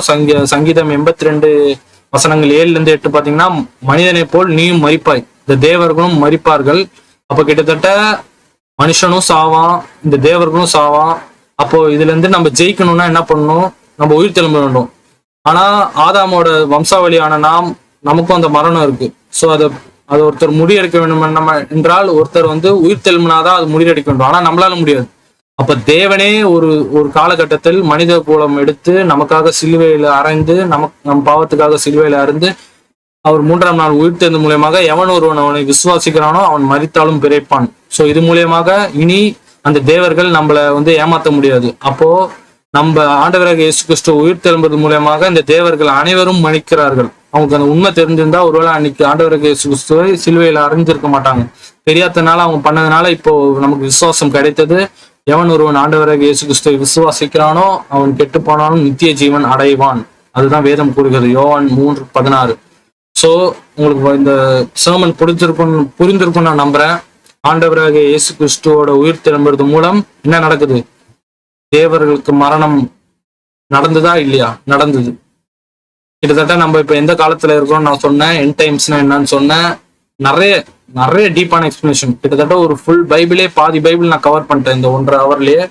நீங்க மறுபடியும் பாருங்க, 2 வாட்டி கேளுங்க, கமெண்ட்ஸ்ல போடுங்க, சப்ஸ்கிரைப் பண்ணுங்க, இந்த சேனல்ல மற்ற பேருக்கு ஷேர் பண்ணுங்க. ஒருவேளை ஒரு சில பாஸ்டர்ஸ் வந்துட்டு உங்களுக்கு தெரிஞ்சிருக்கும், இந்த பாஸ்டர் வந்து ரொம்ப பைபிள் ரிசர்ச் பண்ணுவாரு, இல்ல இந்த பையன் நல்லா பைபிள் ரிசர்ச் பண்றவங்க, அவங்களுக்கு இந்த வீடியோவை ஷேர் பண்ணுங்க. அவங்க சர்ச் பண்ணி அவங்க ரிசர்ச் பண்ணிட்டோம் என்னென்ன இதுல இருக்கு, ஓகே இது வச்சு நம்ம என்னென்ன நம்ம இனி பைபிள் சர்மன் எடுக்கலாம் அப்படின்னு அவங்கள மோட்டிவேட் பண்ணுங்க. ஸோ இந்த வீடியோ நீங்க சப்ஸ்கிரைப் பண்ணுங்க, லைக் பண்ணுங்க, ஷேர் பண்ணுங்க. உங்களுக்கு அப்படியே ஏதாவது டவுட் இருந்தா கமெண்ட் பண்ணுங்க, நல்ல கமெண்டா போடுங்க. ஒரு சில கமெண்ட்ஸ்லாம் ரொம்ப காமெடியா இருந்தது. அதனால ஏதாவது ஒரு ரொம்ப ஓகே இந்த பைபிள் டவுட் இருக்குன்னா போடுங்க. ஸோ இந்த பைபிள் ஸ்டடி உங்களுக்கு புரிந்திருக்கும் நான் நம்புறேன். கடைசியா மறுபடியும் நான் சொல்றேன், ஆண்டவராகிய இயேசு கிறிஸ்து உயிர் தெழும்புறது மூலியமாக தேவர்களுக்கு மரணம் உண்டாகி விட்டது. ஸோ மறுபடியும் உங்களை அடுத்த ஒரு வீடியோல நான் பார்க்குறேன், நல்ல ஒரு சர்மன்ல நான் பார்க்குறேன். ஆண்டவரோட நாமம் மகிமைப்படுவதாக. ஆமென்.